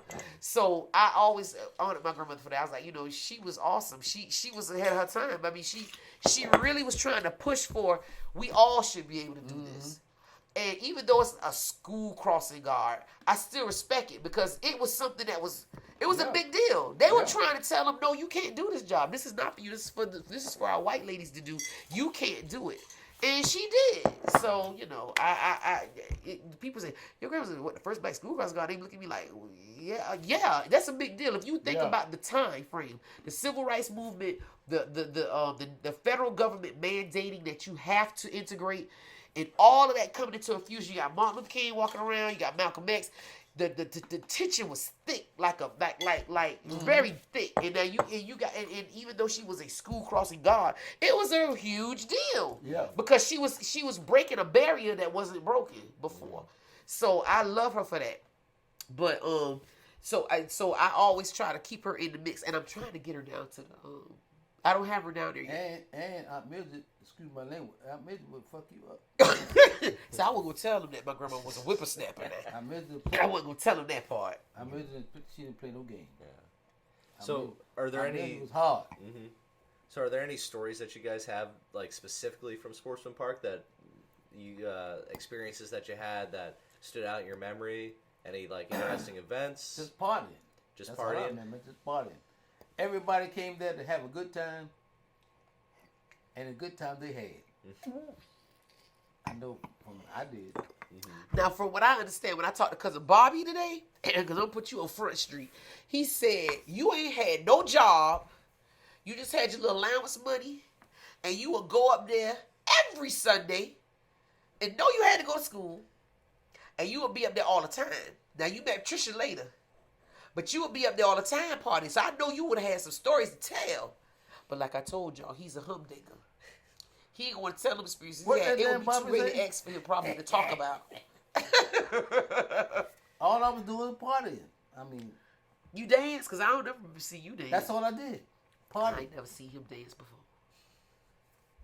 That's all we did was party. So they just have somebody bring out some speakers and they would just like play music, or Oh, no, it already, DJ would already be set up out there. Like, Yeah, DJ they was be already set up set up. already. Yeah, when you come out there, it was on and popping now. You know, they had those. It just party. That's all I did was party. Back in them days. Mm-hmm. So what years was this during? Like mid '80s? Yeah. And the matter of fact, a lot of it I don't remember because I was half drunk half the time. Shit, I don't know all that shit. That's all I did was party. And My what's, mother was worried about me. My mother took out an insurance policy on me. see what I'm the truth. saying? He Yeah, was that's out there all the time, but he can't remember anything that's because he was true. too inebriated. All I did. So was, see how history done got stuck in his brain because we can't pull it out because of alcohol? all I did was party and work. That's it. You didn't have no job when you first started going out there. Now Bobby told me. Let me make you call Bobby on the I didn't phone. have a job. I'm calling Bobby right now. God damn it! And all we did was party, man. I'm telling you. Let's call cousin Bobby was- right now. And have sex. That's it. And my cousin Anton, my cousin Bobby called him Walk Baby Love. Okay. That was an old radio personality from the 80s. Yeah. Called Walk Baby Love. Hello? Cuz, Yo, how you doing? I got my big bear in here with me, You bastard. and I'm talking to You Anton. bastard. Do you know Anton is trying to say that he had a job when he first started going hanging out at Sportsman Park? hey, shit. What do you say? He said shit.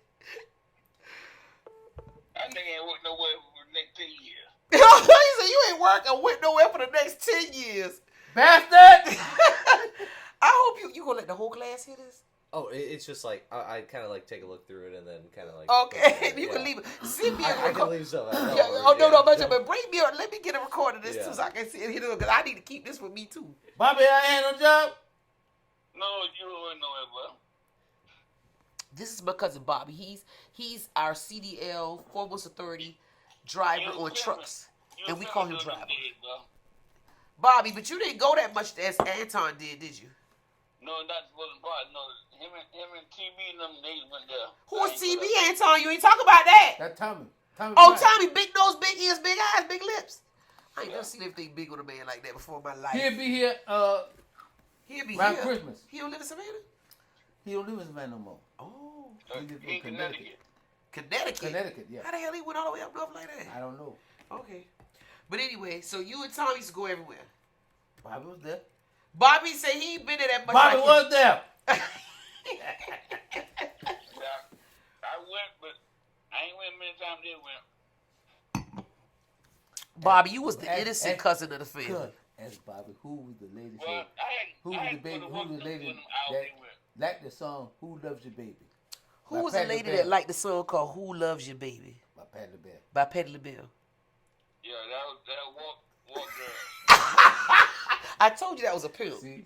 Anton could have been a pimp in Savannah. Bobby, Yeah.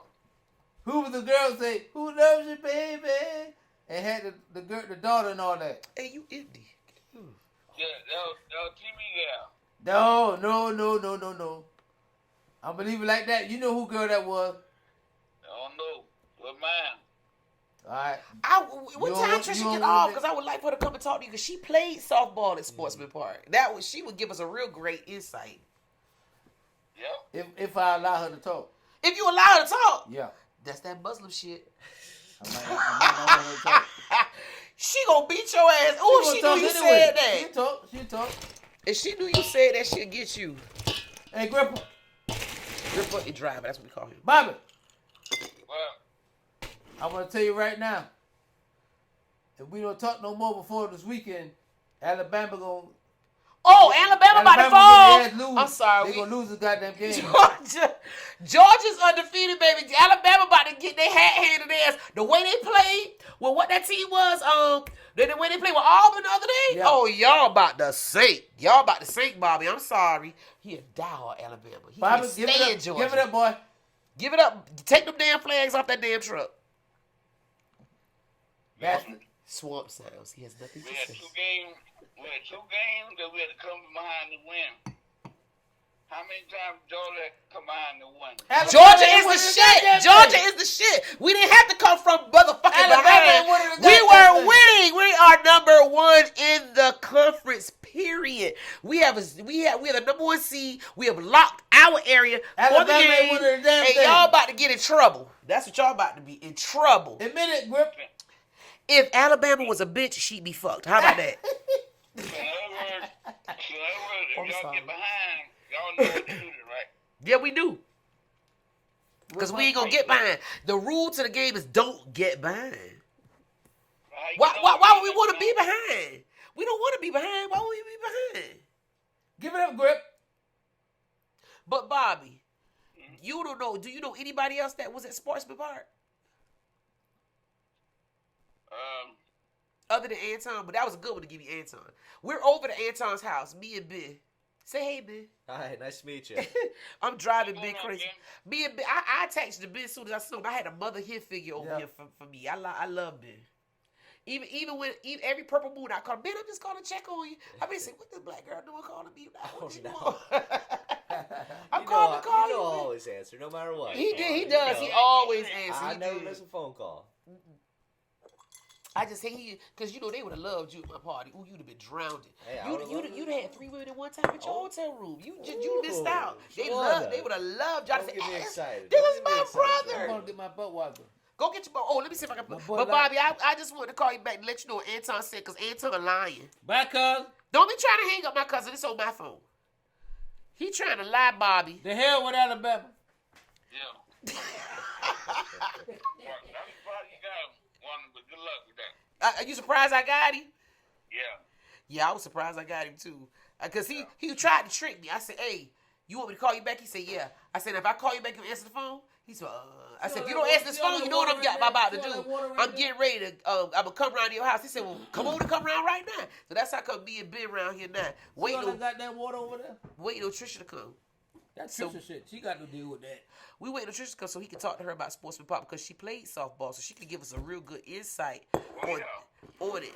Now this is who we talking to on the phone right now. This is my cousin Bobby. This is the truck driver. Okay.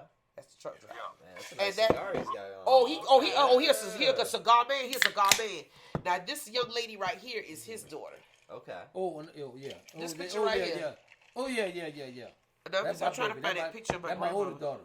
But yeah, Bobby, I ain't gonna hold you up if you're busy now. I just wanted to call to let you know that Anton like to tell lies. See, that's how history get misconstrued. When you start telling them lies in the history, you can't get the thing right now. He around here messing up. He messing up. I'm trying to keep it in focus. Huh? I'm glad you called me to get it straight. That's right. Call her to get it straight. Tell him old girl ask bottom. Old girl? Yeah. Who? You ain't got us on speakerphone, is it?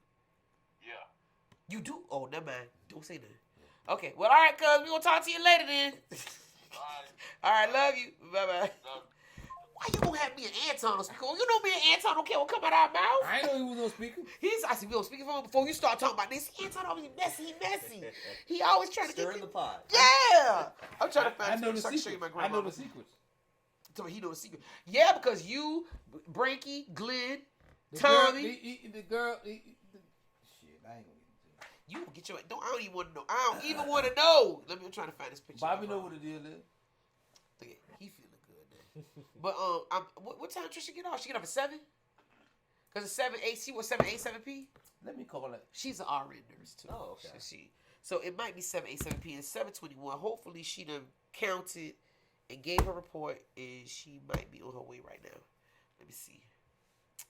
Cause I really want you to talk to her, cause I know she give. Mm-hmm. I mean, we're going all around town to Savannah, but I mean, you know, I really wanted to get that Captain Sam thing out, because he is like non-existent. Yeah. When you talk to other people now, it's like, you didn't even know who Captain Sam was. No, I didn't when you first brought it up. But if you Google it, it'll come up. Mm-hmm. But it's not a lot of information. Yeah. Because the people who like me put it on there, and it don't, you know. I got the pictures. Let me see. I probably could just text them to you, but I'm gonna show you too while we sit here. Pull you up another. You done had a nice good gap. When you have 30 minutes gap, that means you get another. I'll take it out. 30 minutes, you know. That's enough. Yeah. Yeah, it reboots itself. I like to have a good time in downtown Savannah. I mean, you know. We got to meet up, man. Can y'all feel that heat over there? You're I ain't cold. I'm on this shit here. I ain't feeling that. I wish my husband could have mentioned about this, man. He got up worried about I was so tired. He went straight to the room with his sleep. I don't and blame but what he gonna do is he gonna wake up at 10 o'clock and want everybody else to be up with him. Why's no one else up? Mm-hmm. Take your ass up front. Okay, here they go. I got them. Okay, these are the Fabulous 5. Wow. Okay, it's 100% now. Okay, these are the Fabulous 5 right here. That's my grandmother right there. Okay. These I can't remember all the other ladies, but I have the original picture. I just screenshotted it. Yeah. I mean, not screenshot, but took a picture of the picture. You're gonna have to send that to me so I can show my supervisor at the museum, Vonette Good Walker. I don't know if you know her. Walker. Is she's the one that also does this thing for she First does the African tours? But does she does First African Baptist? I don't know if she does. Okay, but let her know that I really want to get my grandmother put in on this, and I was trying to find offsprings for these other 4 ladies, and I don't know where they are. I can't locate them, but that's my grandmother there. This was their supervisor. You got a picture of Mildred on there? Yeah, this picture. You don't remember this picture? Oh yeah, I seen that. Okay. I think I got it in my archive. You do. You probably do, because I gave everybody a copy. Now this here. I'm gonna send it to you. Okay. This here is downstairs. Okay, you know where Habersham, where the original police precinct is on Habersham, and okay, this is downstairs in there. They did not want. I know you. He's sandpaper. Okay. We don't want no niggas up here taking no pictures up here in this thing right here. Okay, so what they did was put them in the basement, and as you can see, this was in the spring, but you can see Christmas ornaments. Yeah. And if you look good, you see water stains. It was leaking in there when they went to go take that picture, but they didn't let them take them upstairs. Okay, so that's the, and on this picture here, she has the names of all the ladies and the schools they were over. I'm a screenshot that one because I just did this for the picture for the newspaper. But I'm a screenshot this with the schools. One of the schools that's on there, I don't even know the school. It don't even exist anymore. I don't even know. So I tried to Google the name. Is it the one on Henry Street that used to be there? This that one you can still pull up. This is like Hayden Hayden Elementary School. Let me text Ian about that because he was telling me about a school that used to be in Savannah that they like completely closed down. Like nobody knows about it at all. Ian is the one we was telling you about to get the party started. Oh, I would love to. Let me speak to him. I would love to speak to him. He should be over here with us drinking right now. He's all the way out in Colorado. God damn, he with a weed at. You know already. He went weed at. Okay, now that's the picture of her when they all took together when they first got hired. Yeah. As you can see, they were hired on as the police department. Yeah. Okay. They weren't part of the board. So this is why they had those hats. They had the badge. They had the choice of pants or skirt. But because this is that time frame they was in, a lady wears a skirt. You don't wear pants. So that's why all of them got on skirts. And they looked like school crossing guards. Yeah, so If they you- were the first 5 black women to be. In whole Savannah. Now I ran into a lady that grandmommy trained. She just retired last year, and I can't Just think of her retired name. last year? Just retired last year. Wow. And I'm trying to remember her name, but I do have a picture and her phone number in here, but I can't remember the name right now. Okay, so that's this picture. Okay, I'm trying to find. Okay, here it is. This is the picture right here. This is Gwinnett Street, where Frazier home. You ever been on that side of town? Where Frazier home and Yes. Caton home is? Okay, this is where Frazier home and Caton home is. The elementary school is called Gaston Elementary. It's, Okay. This is if you look at the name of the store, you can look at the name of the store and know what that was. Jewish store. Oh, yeah. Rosenberg. I run that name by people and they go, I don't know that name. Rosenberg. They go, I don't know that. You remember Rosenberg's name? Yep. Okay. I heard that name. It's on the corner. Okay, now this is the corner that she was on. This is Gwinnett and May Street. That's where that Okay. is. Where that YMC the YMCA is over May Street. Okay. Okay, that's where this is, and where that graveyard is a little further down. That's on that corner right there. But that don't look like what it looked like now, of course. But now this picture was so special to me because this little gentleman right here, that's my daddy. Oh, really? He was not supposed to go to the candy store. He was supposed to go straight to school. So he was trying to run and hope his mother don't see him. So after she put all their little asses across the street, and the shift was over for her, after all the kids got where they needed to get, she went straight. See, back then you could do this. She went straight to the school, got him, took him to the bathroom, beat his ass, and let him go back to class. You can't do that now. They'll put your ass on YouTube and you'll be in jail and all kind of stuff. But that's why I love this picture, because that's him running. You ever seen this picture before, Anton? Yep, I've seen that. That's him running across the So street. was she assigned to a specific seen school? Yes, she was assigned to Gaston. Gaston. And then the other I've seen that other before. 4 were assigned to those other schools I was telling you about. One was Anderson Street School, one was Henry Street School, one was I'm gonna sit the whole thing because she. Oh, yeah, please. But it's my grandmother's actual handwriting because I don't change anything out of Sure. the pictures that she did because she's not here anymore. So I like to keep all her handwritings and stuff. Yep. She has diaries. I got those too. Oh, really? So I keep up with those. Now my aunt Gwen, I started to take all of them, but I was like, I don't want to. I mean, I'm the granddaughter, even though she raised me. My aunts, that's her children. Those are her actual children. So I'm gonna leave some of these for them to check out. So when I tell her, she said, I don't remember getting any of those. I'm like, you mean you tell me you let the people go put that stuff in the trash? Yep. I'm so pissed off. I wish I would have just got all of them. But in those books, she talks about a lot of stuff. She makes historical accounts and everything in those. Well, and they're just date books where she kept bills and then she'll write, today, Nixon did so and so and so and so. Yeah. She does that in her my grandma's ahead of her time. That's what made me start liking history. So If you ever need those scanned or anything, let me know and I can get them scanned for you and I can give you a copy and give it all back to you if you ever need it. that way it won't, because the Yeah, air 'cause with and the stuff. paper, Go, it kinda- yes, I'm gonna have to. We Yeah, can work on it. please, yeah. I'm gonna call you so we can So, do that. are you familiar with the name Wimberly Butler at all? Wimberly Butler. Yeah. I'm not. No? Okay. I'm not. I think he passed away in 1975. Now, who was that?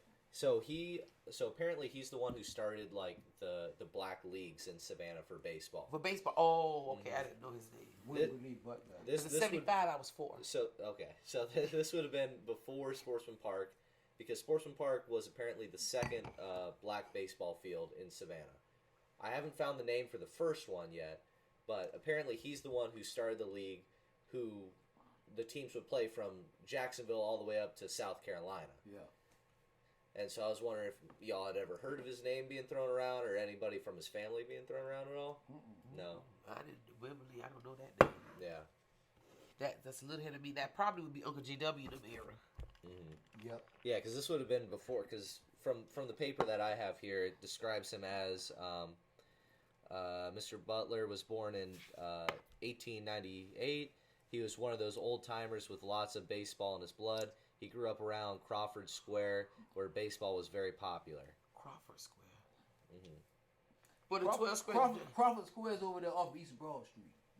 Oh, okay. But I don't This recall is that another name. picture right here. I like this picture that they took because of that car. Oh, What yeah. is that, a Winnebago? What is that? I don't even What know. kind of car this is, Anton? Where? What's the brand? Is it a Ford or is it TriStar? What is that? Is it a Winnebago? What is it? Like an old Ford or something. Okay. That's why I got that was in the car. But I got more pictures, but those are the ones I like the best. My grandmother, she archived a lot of stuff too. But yeah, Like an old Ford to me. I need to find out what And then the way the place looks now, that's how that is now. It's been that way since the 70s. It's her again. But that's that building is still there. And on the side, this is the park. Katie Holmes is behind this, and Frazier Holmes is this way. Okay. And she got her hands up. So does she exclusively like help cross like black kids, or was she helping white kids out? It didn't integrate at that time. Because remember, this was like, she got this job in 1956. Okay, so They didn't really integrate. Yeah, it was mostly black kids. When they started integrating, and I found this like a slap in the face, but when they started integrating, they would integrate the school, but they had to have what they call a SPED class, which was the special needs children.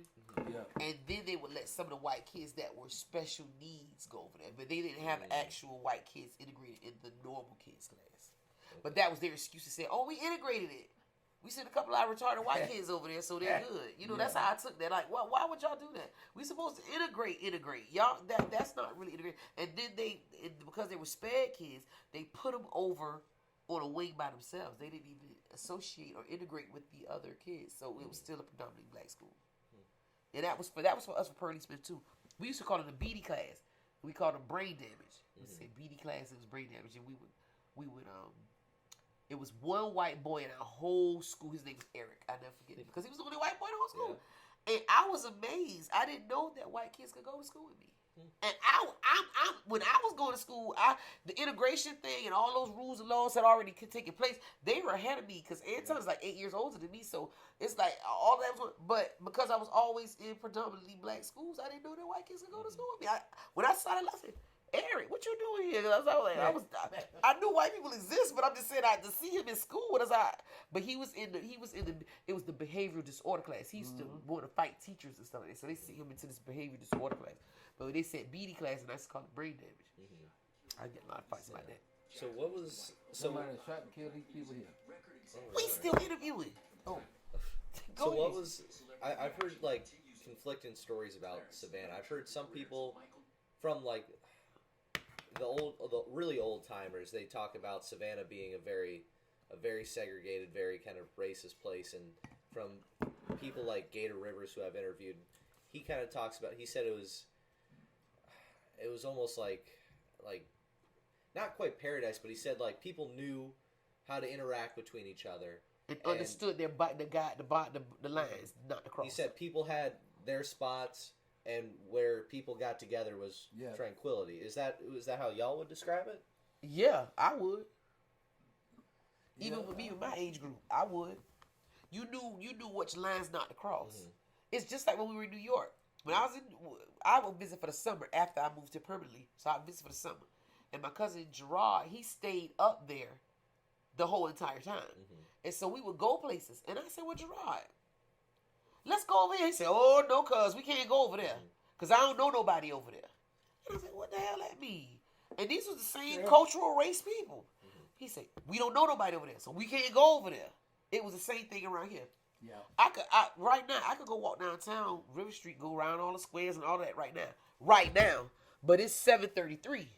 Now, I wouldn't do that at 2 o'clock in the morning. Even right now, I wouldn't do that at 2 o'clock in the morning. Really? Because once again, I take that back. I'm a black female. But if I was a black male, 2 o'clock in the morning, I would not walk down one of those squares through there like that. Because when the cops come through checking everything, and they see this black man walking through, let's circle a couple of more times and see what's going on. He must be about to do something.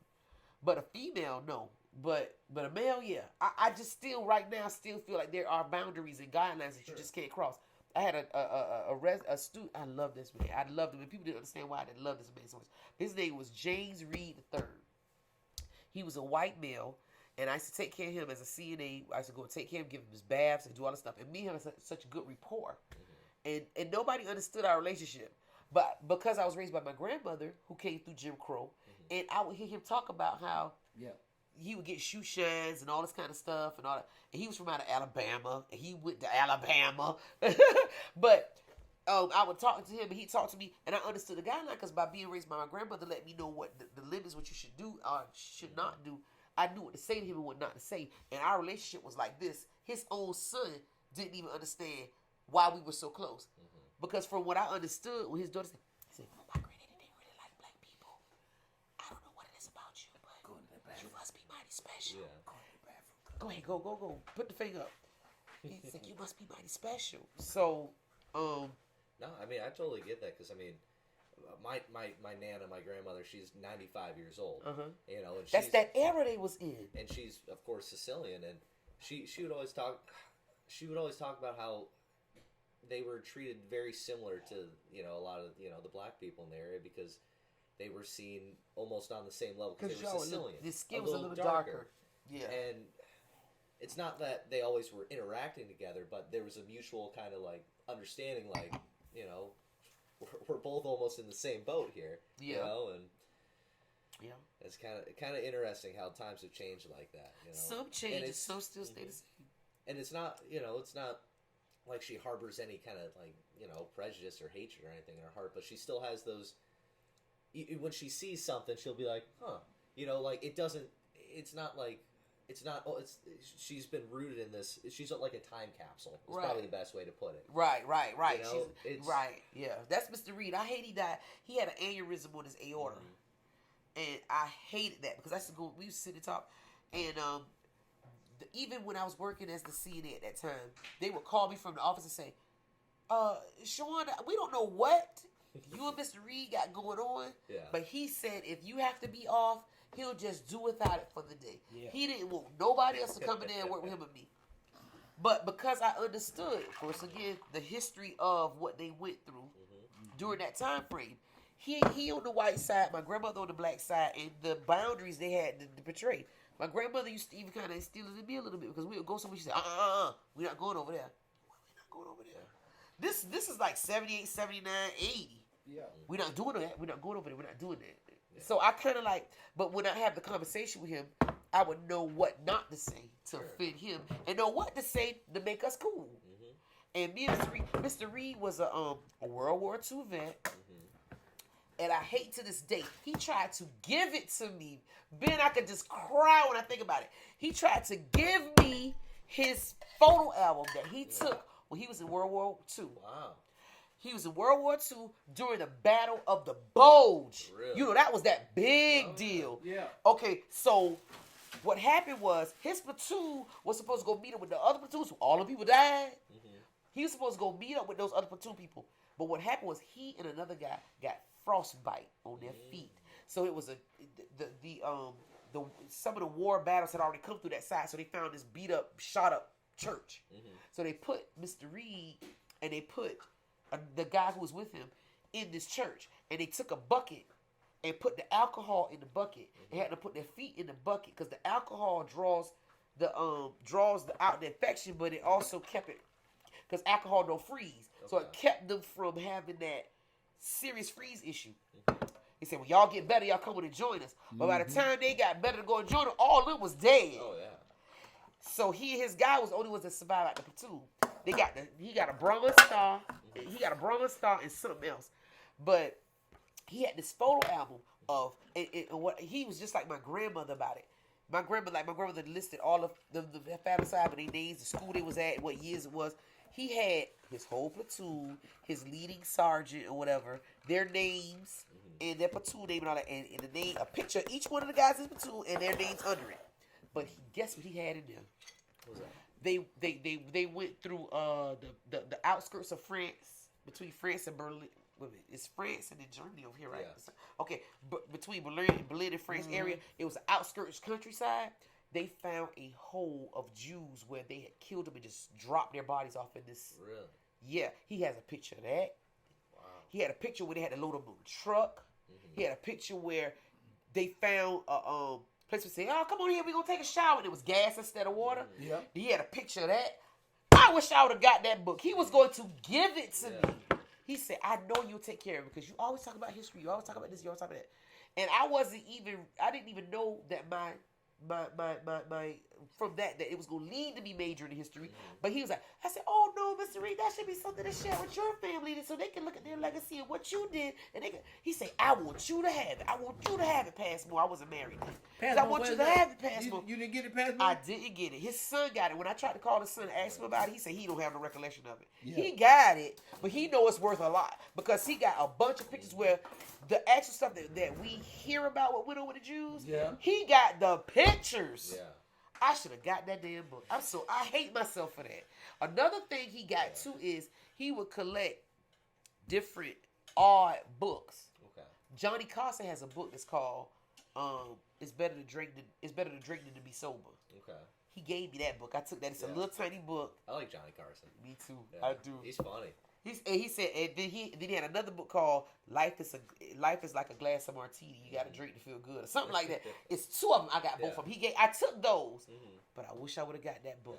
Yeah. He had to line up all the people we could. If people need to track something back, he had them all lined up with their names and the platoon they were in. Yeah. And see, all of them were dead, except for him and the other dude that didn't make it. And then he got the pictures of all those Jews and stuff. He got pictures of the ones they rescued, like how they were with the striped thing with the numbers and they branded them and all. He had pictures of that. I was like, ooh, I said, you got a lot of stuff going on here, Mr. I said, I think you need to share this with your family. He said, no. He said, you are so into it. You know more about it than they do. I'd rather you have it because I know you're going to take care of it. And I was like, I didn't feel comfortable. I was like, that's too much history right there. For your son, because he was James Reed the first, and then his son was James Reed the second, and then a son named James Reed the third. So I was like, that's something you need to take down lineage. That's a legacy. It's that weird little gap that you're in where you're like, you kind of want to, but it's you but feel I hate bad for myself. the family. Yeah, I hate myself. I wish I'd have took that damn book. I would have screenshot all those pictures about the Jews and all that stuff like that in there. He had pictures when he walked through France. He got a picture with him laying in the bed with a French woman. Now, he was married. He was married now. But I wish I would have had. Yeah, but it's France, France. I'm thinking to myself, oh God, I hate I didn't get that book.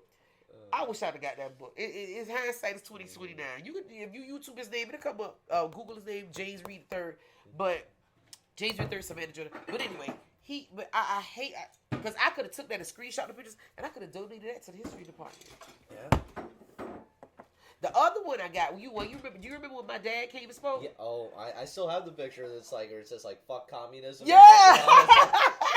And they were literally fucking communists. I took him to the Photoshop. He had all those negatives. Really? And we had to print the negatives, and they looked so much better than the ones that we were looking through the thing. So I didn't get them from. I let him get them because he wanted to go through stuff. Sure. I said, well, Daddy, when you get finished going through all of that stuff, please let me know because I want to get my pictures. I want my history. Of course. But he had some other pictures too. Remember, he said that the picture of the plane that wasn't supposed to be there, and it was a jet that wasn't supposed to be there. Yeah. And and he had a friend that was in the Marines because the other guy that was in the Marines said, yeah, the Marines always ate the best. They did even back then. And he said his friends in the Marines, so they went to go. Who? Rufus. Oh, yeah, Rufus. So they went to go. He was taking them to a place, and my dad was inside the air. What you call it? The airship where the planes are kept. The air. What you call it? Airstrip. Airstrip or whatever. But what's the thing that keep them hold them in there? But anyway, he was taking pictures. A hangar. A hangar. Yes. So he was taking pictures, and he said, "Boy, you know I'm supposed to shoot you. You're not supposed to take pictures in here because."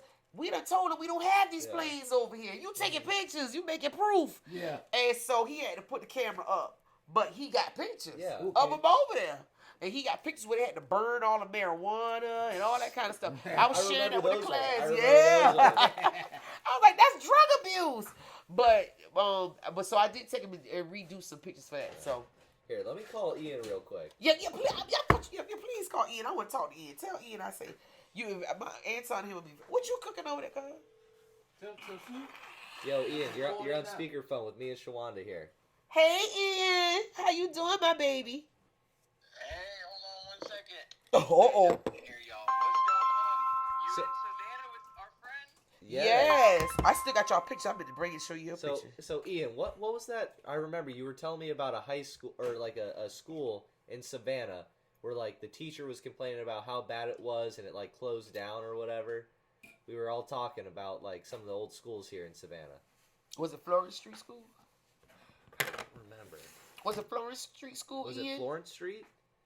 I can't remember. Because Florence Street School was a horrible school, and they had to close it down. Ian, I remember you telling me about this. It was like a bad school here in Savannah, and there was like a story online about it. and like it was from an old teacher or something. And I remember you telling Dr. Adams about it and Lewis because we were talking about it on the radio.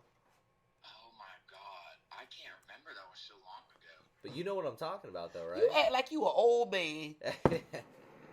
No, Yo. I kind of do. I mean, I think we must have been looking something up, and I must have came across it. Yeah, you were telling me all about it because I remember Lewis was on a kick a little bit for like old schools and stuff in Savannah, and then you found that one. Yeah, I'm trying to remember, dude. It might have been Savannah High School, but I'm trying to remember. There's no abandoned school building there, so I don't know. Off the top of my head, you know what I mean? Yeah. Well, I have one too. My grandmother, she was one of the first black school crossing guards in Savannah, and there was a place. One of the ladies that was in the first 5, she was the first one hired, so I would say she's the first black. But there was 4 other ones, and one of the schools that the other young lady was over, I want to say it's Hayden, Hayden. But I'm gonna take a picture of it and send it to Ben, and I'll let him send it to you. But it doesn't even exist anymore. And then when I said that, he said, "Oh, we got to call Ian so we can get the name because he knows." Because, but yeah. Yeah, Biggie. I figured I'd have to give you a call. Yeah, man. What are y'all doing? Hanging out? You picked her up from Savannah State or what? No. Shawanda graduated. I already graduated in That's May. right. Ben told me that. Yeah, and guess what? I have been hostage. I have him drinking Bacardi rum and cranberry, and I'm drinking wine. We're getting fucked up. How about that? Oh my God, y'all are so funny. Ian, you need to be in Savannah, man. You shouldn't be in Colorado. You know the Southeast is the best. I'm coming in February to try out for the Bananas. Oh, really? Oh, please come. Please come. Give me an excuse to go to the game, please. Those boys are bad. They were undefeated one year. Oh, please come, Ian, and I'll bring my whole family so we can go and support you. My Aunt Gwen loves baseball. She buys everything baseball. She loves the Braves. Now, do you know the history behind the Savannah Bananas? Yeah, pretty much. They were Savannah Braves first. You remember? Did you look into that? It was Savannah Braves first. My Aunt Gwen still has her cups. Really? Like when they used to give you drinks. Yeah. It has You Savannah were telling Braves. us. Yeah, she still got all her cups, her glasses. She still got her paraphernalia that says Savannah. Mm-hmm. She got a jersey because she was dating a guy. His name was Felix Petaway. Ooh. He was the pitcher, Okay. and he was the backup pitcher. And so he wound up playing for Atlanta Braves, but he was a backup pitcher there too. Okay. He never really got a lot of play No, time. sure. But she has his jersey and it said Savannah Braves, and she y'all don't want to talk to her. She a diehard. Matter of fact, let me call my Aunt Gwen now and see if I can tell her about Sportsman Okay. Park. Yeah. But Ian, you got to come, man. I miss you. I was telling my cousin how I used to shake it up. The people used to say, "Oh, he's a racist." I said, "He's not racist. Y'all quiet as hell in here. He's saying shit to make you get pissed off so we can damn talk, cause y'all not talking." In that one class we had together, Oh yeah. Yeah. We had to stir the pot. That a was little Dr. bit. De Lorenzo class. Yeah. I just wanted to see how people. I just wanted to see I wanted people to see how people really feel, and I wanted to see how people actually felt, and all of that. Let's all agree. Which bullshit. got us to talking. Mm-hmm. That's Yeah. all we want to do is talk. Yep. Yeah, at least we had the freedom to talk. I'm a high school teacher now, Shawanda. I don't know if Ben told you. Cool. I Cool. teach at an HBCU high school here in Denver. It's active. Really? Oh, Yeah. shoot. No wonder it's snow over there. The first one of its kind in the world. Are you serious? So you Yeah. document all this as a history person, right? Yeah. We have all the pennants hanging up, and the themes are pretty interesting. One more I time. hope it does well. The administration's a little different from how they run schools in the South. I will say that, But it's accredited, so it's all good as long as it's accredited, right? Is it accredited? no, it's a high school that I teach at. But don't high schools don't have to be accredited as well? I don't know. I don't think so. Oh, so they have a we different. we don't give college credits, so no. Okay. All right. Hey, Yeah, when you get your ass over here, hurry, become a Savannah Banana so I can come to the game. Give me a reason. Yeah, you got to get back. Give me a reason. You'll Where be are like, y'all hanging out at? we're at my cousin Anton's. We haven't toured the whole. This is a big ass house. We haven't toured the whole house yet, but Anton, what's he? Because he feeling good. I see his eyes closed. Maybe he feeling good. Because I got my cousin Anton. We were talking about Sportsman Park, and we were talking about different things around Savannah. Man, when's your Dissertation? display coming up? So it'll be right around when I graduate because the museum finishes doing its like remodeling in January, and then I have to finish doing my putting together my exhibit. It's gonna have an online portion as well as like a physical portion. So I'll be setting that up soon. Good, Ben. Maybe Shawanda can help you. Yeah, that's what I was saying. That's why we're doing the interview. We got the little recorder out. And we've been recording a little interview here and getting it going.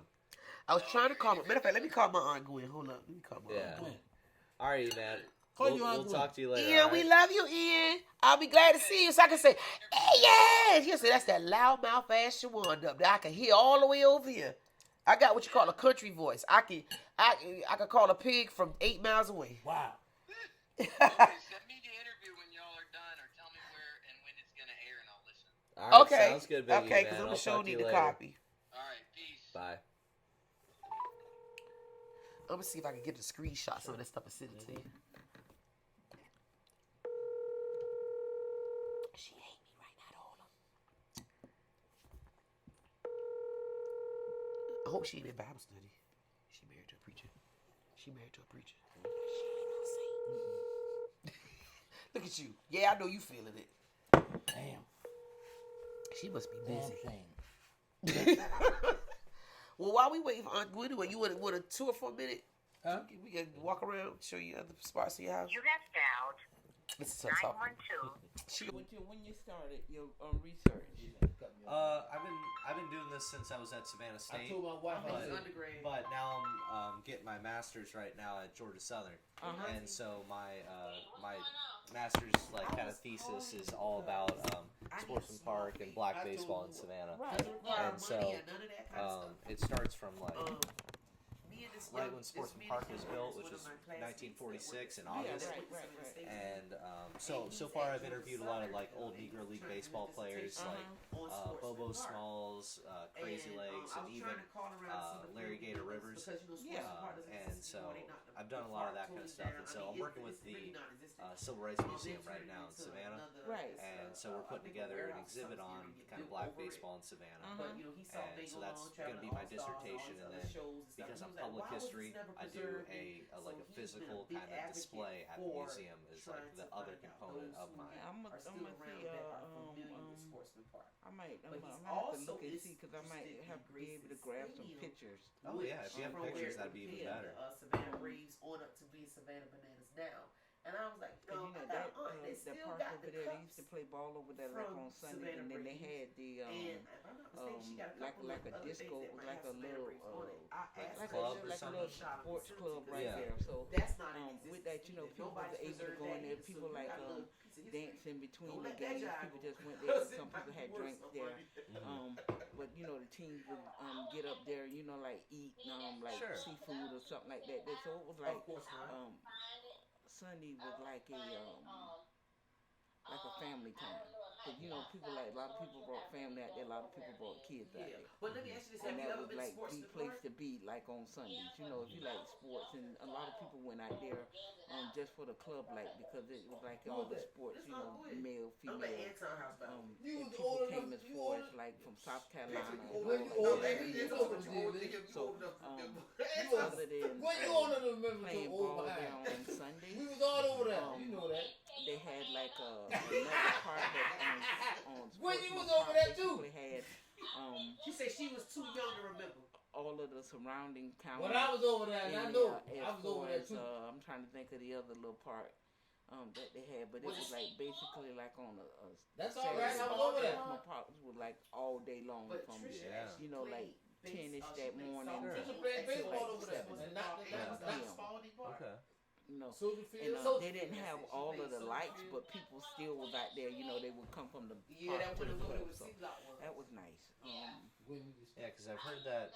Sportsman Park was, from what I've gathered, is Sportsman Park was the second baseball field exclusively for blacks in Savannah. Right. And it was built in '46, and I still haven't really found the name of the first ballpark though. It was a What's the name of that softball park over there behind that school over there? Soldier Field. Not Is it so? not Oh,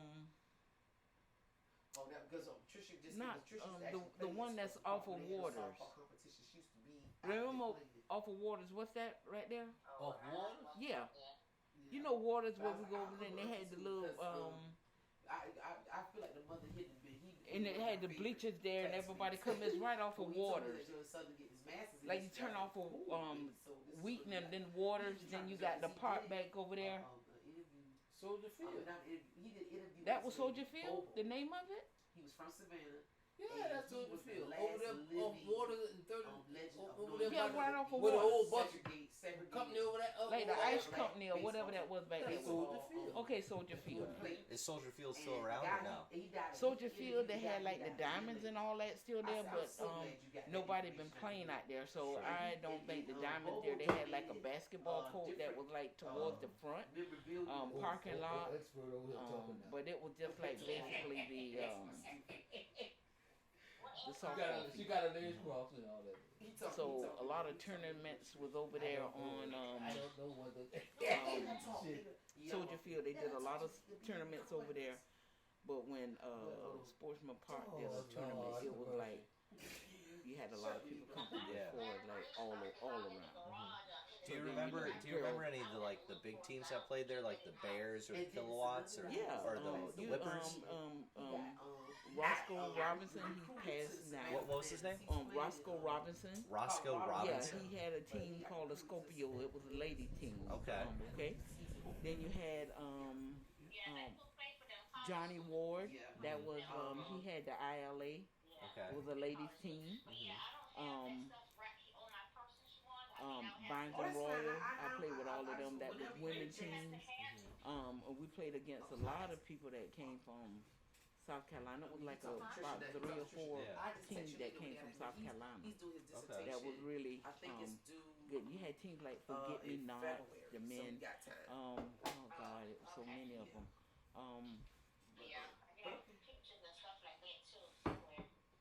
A couple of people there would have been pro baseball players like Gary Cooper. Gary Cooper actually was a member of the Braves. Okay.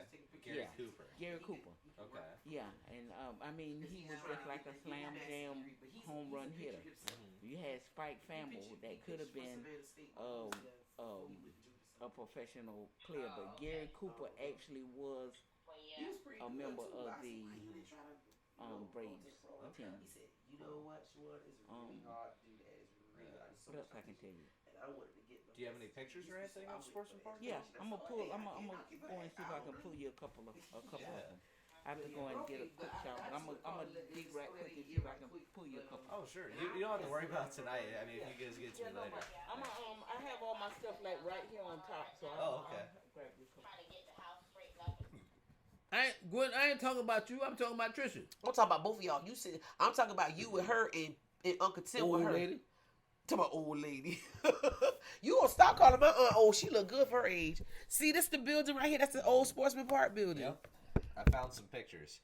So I got that one. Oh man. Yeah. See, I remember it being a hotel off that back side over. I got some. You some got the more wall- coming up. So there's some of the inside. Well, this is when y'all went, or No, this is one of my professors was there before I went, and he took pictures. oh, okay. There's another outside. I see all the graffiti all over the building. That's one. That's it. That's it. You remember, Auntie? I don't know if you remember. You say you smart, but when I got old enough to go, me and Joanne went. We snuck off. Well, you know, me and Joanne was always defiant, so we would always sneak off. And we found out that they had these little hotels off the side from the baseball where you pay by the minute or pay by the hour or something to be in the hotel. Our holdings by the hour. I think it might have been an hour, but I hope it ain't a minute. I don't last that long. But yeah, about an hour, and you That means go. somebody got to work real fast. And that's another one of them. I hate that happened. I wish that people were more concerned and because just for the fact that Bengal Long Traveling All Stars was a movie shot there, it should have became a historical building, and they should have preserved that thing. Wow, wow. where they would sit at and stuff, and that was the stands. Mm-hmm. Oh man! If you get a chance, text those to me. Oh yeah. And I'll send them to Auntie Gwen. So there's. And that's the kind of field. Yeah. Oh gosh, look how overgrown it is. Mm-hmm. That's the bullpen. You just. Yep. Oh gosh. Oh Auntie, folk don't preserve history. Is so important. Mm-hmm. Not all this is a memory. Tiffany. There's a good one with that. Oh, that's a real good one. Tiffany, Braylon, my daughter Sade, Brooklyn. None of them will know this because it's not there anymore.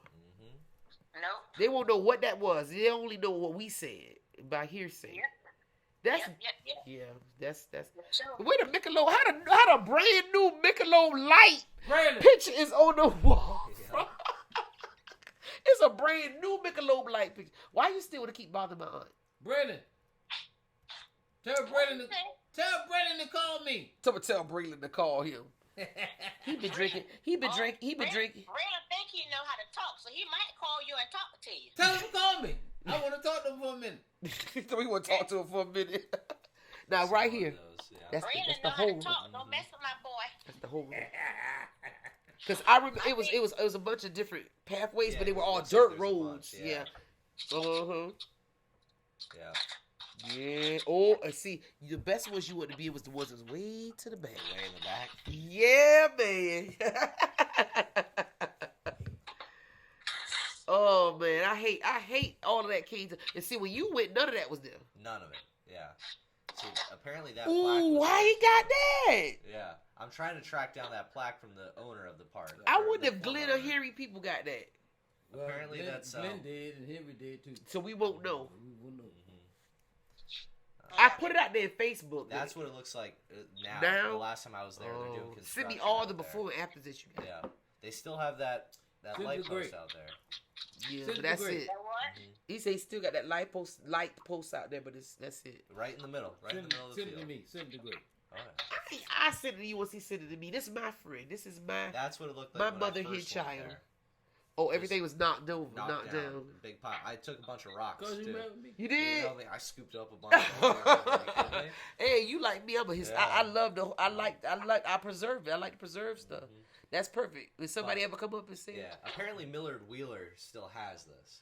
Millard Wheeler, He's the grandson of the original owner of the park. and he's still alive. He's still alive, yeah. Millard Wheeler's, He got the Sportsman Park dedicated to wholesome recreation.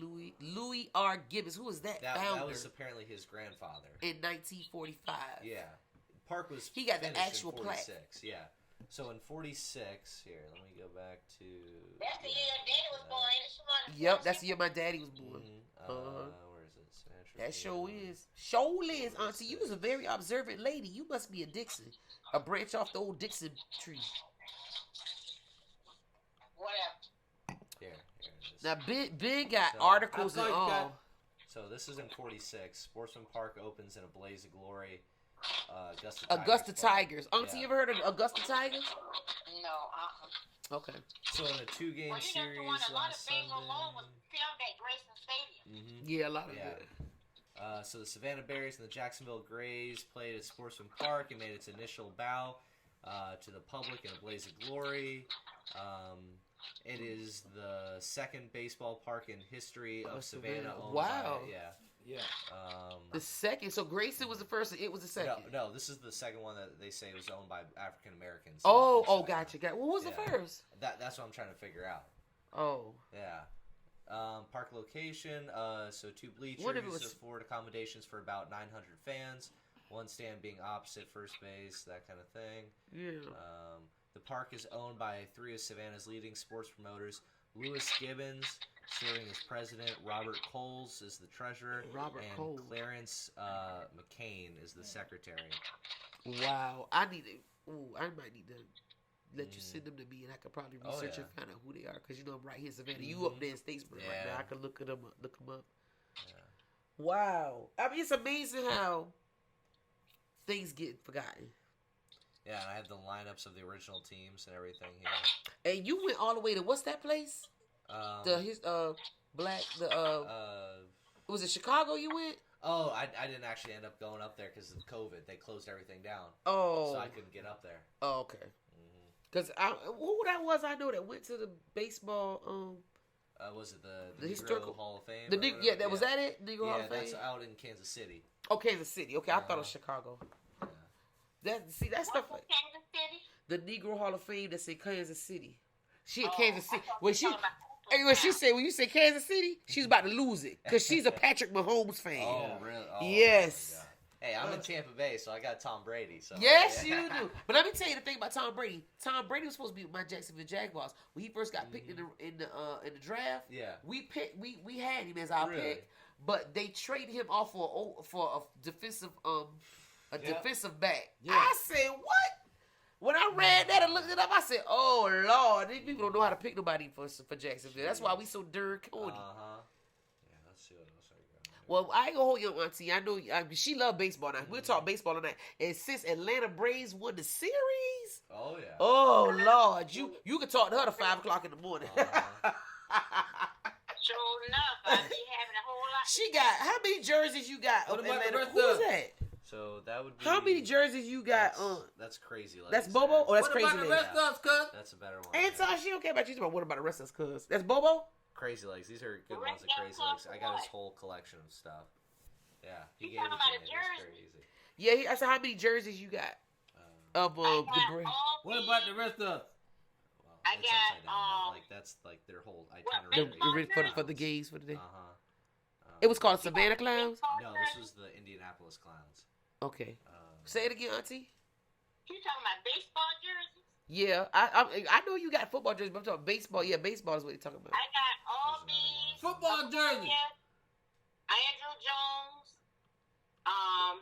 And then I got one that has nobody's name on it. It was got You one can put your own name. Who is that? That's Crazy Legs as well. Okay. He's teaching a kid how to field a baseball. Oh, okay. Yeah. How cool is that? How did you get these? I met up with him up in South Carolina. Oh, that's what you did say you met with him. And he gave me all of his stuff. He gave me his glove, everything. So. Really? Oh, you got. He gave his glove to my my classmate. Crazy. He's still living. Oh yeah, He's still living. They call him Crazy Legs. 86 or 87 now. He's 87, 86, Yeah, 87. Okay. yeah. He's one of the last of the like Negro League players still alive. I hate Bobo left because he was from Savannah. Yeah, well, so was Crazy Legs. He was from Savannah? Yeah. Why He I'm was, missing He this? was a Yamacraw boy. He was from Yamacraw Village? Yeah, just like Bobo. Wow. Bobo was from Yamacraw? Went past Bo. You did us wrong. Yeah. You did He us went to wrong. beach. Bobo went to the beach. Bobo went to beach. He went to Tompkins. You did us wrong. What is you talking about? Anton been drinking a few little pieces of wine, so you have to excuse him. She said I need to go. You did us Well, wrong. He said you did us You wrong. did us wrong. He said you What did I us. did? What she did, Anton? They give your family them bill. Don't give your family some beer. That's him. That's That's him in the You military. that didn't thing you they didn't do fine. your He family was in right. the military, yeah. heard me. Your cousin is inebriated. Just ignore everything he's saying right now. He said, I didn't hear what he said. I said I get what I do for my family. You didn't do your family right. What you talking about? Why can't we get an acknowledgement of ourselves? What?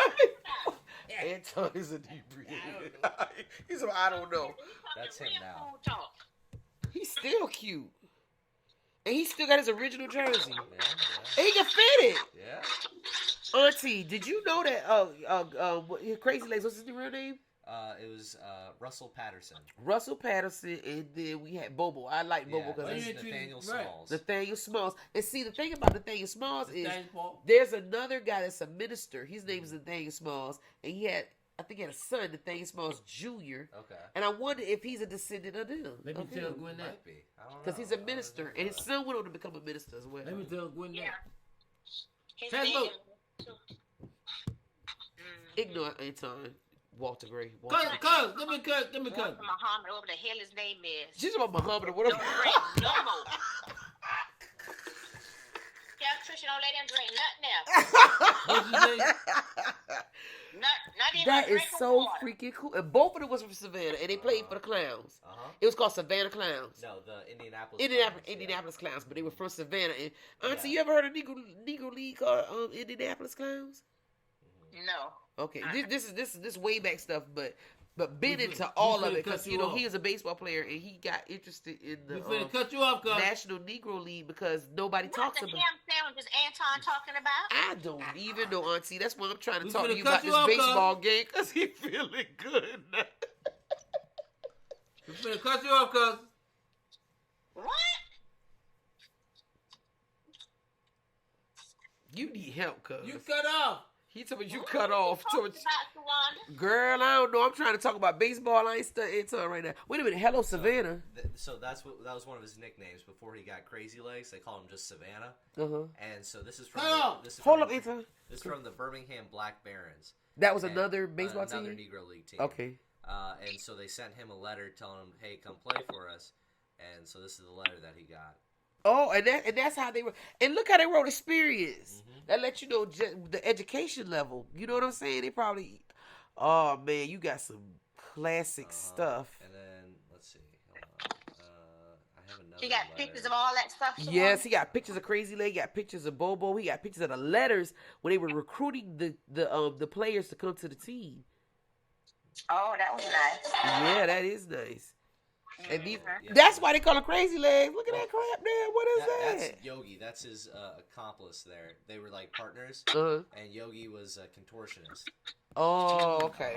And so And- he'd put his legs behind his head and catch baseballs at first base. Wow. The whole time? Yeah. Wow. And this here looks authentic. Did what? He was called what's his called? Crazy Legs, but this one's Yogi.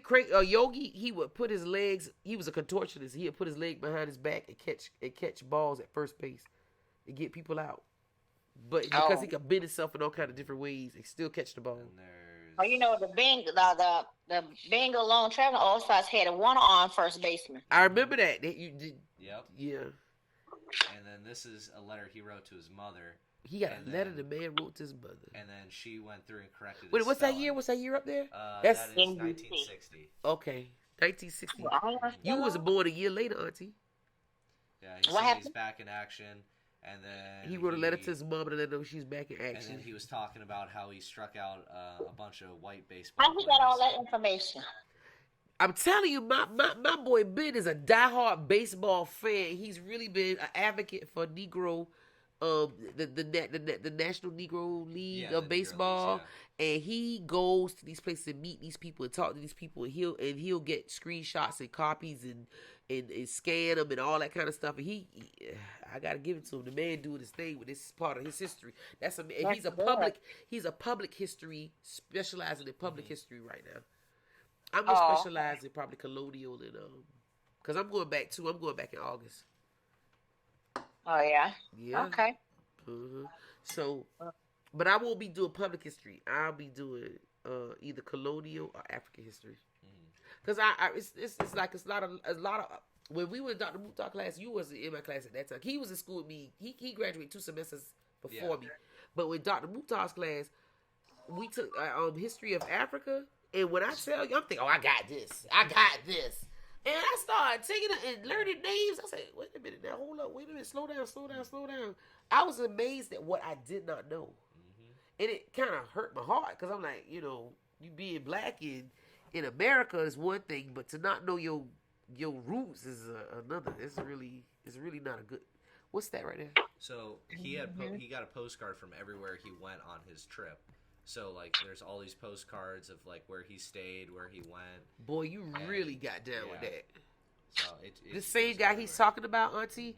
Everywhere they went to play other people, he got a postcard.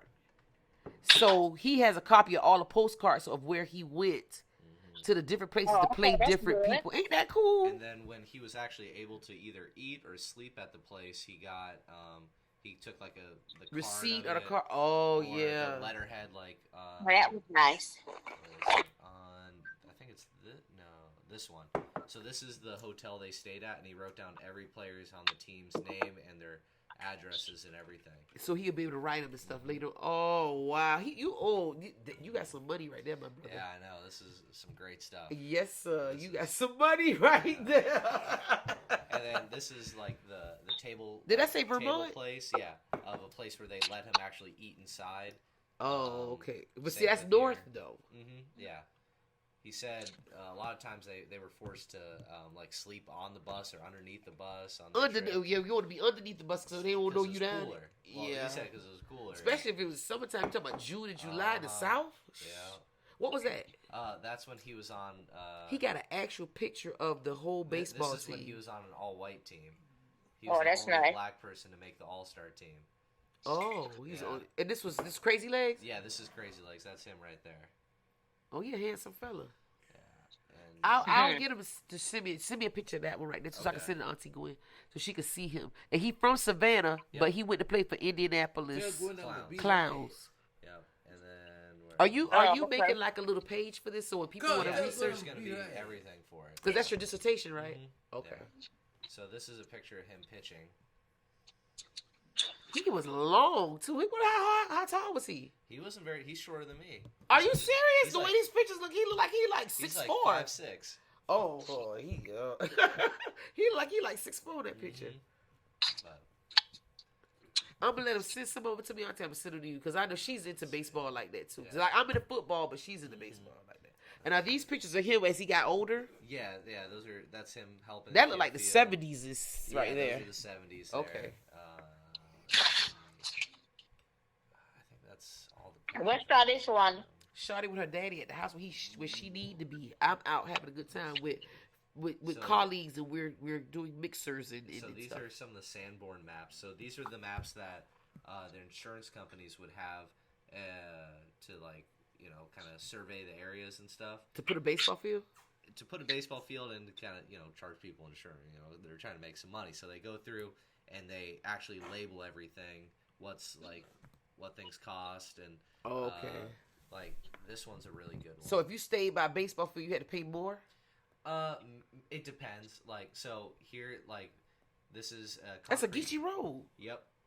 And so like they have things labeled like this is colored recreation park, or they'll say like what kind of things they are, and they label all of them. Like they say that this is specifically for Mills African Memorial Home for Aged. American. What street that was on? That's a Geechee Road right there. On Ogeechee and Sullivan I wonder where that and was. Kolak.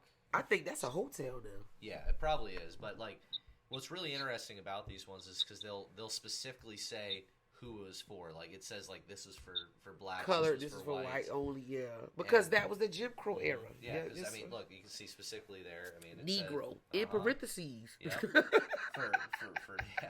And then here, Wow. this is specifically a colored recreation park as opposed to an all white one or. And this is like houses. That's 37th Street. Soldiers Social Services. Of Okay, Savannah. that right there is that right there is a If Anton could agree with me, I think this right here is where they got that. It used to be a Cleaters, but it's not a there's Cleaters. Road right here. And then Auntie, I ain't gonna hold you, but I don't want to bore you. But I just wanted to let you know about. under. Okay. But I want to tell you about the baseball because I said you want to talk baseball now. I call somebody that'll talk some baseball with you because I ain't that good at it. Mm-hmm. But I'm gonna let him send me a couple of those pictures so you can check them out. And, Okay. All right. I love you. You sound like you're eating. I'll talk with you later. Yeah, I'm eating. I had to teach Bible study tonight, so I'm I eating tell late. you, yeah. Okay. All right. I love you. I'll Uh-huh. talk to you Uh-huh. later. Okay. All right. Bye bye. So I even got my prayer scheduled for them to come in. See right there, but I ain't ready yet. So there's. What that said? White Bluff Elementary. That's just White Elementary School. Oh. Cafeteria, all that. Wait a minute. It says this built in 1950 steel. Non-comb, built 1950 steel. It Curtain kinda, like, says walls. what it was built with. Metal. Okay. For insurance. How did you get hold of that? You went So down this to. is on the Library of Congress's website. Oh. So here's Alfred E. Beach High School. That's where I went. And labeled colored as well. Built in 1949. Fireproof construction except 12-inch CB face curtain walls. Let me look. Let me see if I. Okay, that auditorium right there had bats in it. Really? That gym Wow. had bats, and I know why now because it was It did built in have bats in it. 1949. No, they knocked that down. Now they rebuilt it now. You go by there, you'll trip out what you see. That. And then there's Daffin Park. I and wanna it says see that's that. the I'm swimming going. pool. I used to go there all the time, but Really? naked almost. I used to wear bikinis. So you guys used to go swimming in the Daffin Park? Yeah, Really? Now in the water park, not the pool, but the pond. Okay. We see that, and after I think a boy drowned, and so after the boy drowned, they stopped us from going in there. And that's when they built that pool and had us. We go to the pool instead of so we have lifeguards to watch us. I said, jump in that pool, that water. Let's see what this one is. And they had ducks. We had ducks out there. They don't have ducks out there no more. It was ducks. Remember, Anton? It was ducks at Daffy Park. Ducks at Daffy Park. Ducks. Here's White Elementary School. Yeah. But what street was that? That's Lamar and 60th Street. Oh, that was Jacob G. Smith. Okay. Here's Durin Elementary School.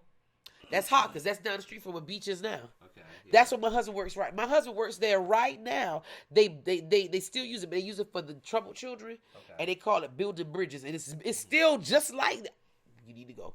I tell my husband, it's still just like that. But now when you go down Hopkins Street, they built the new Durin back that way, and then on the other side of this is what's the name of the orphanage?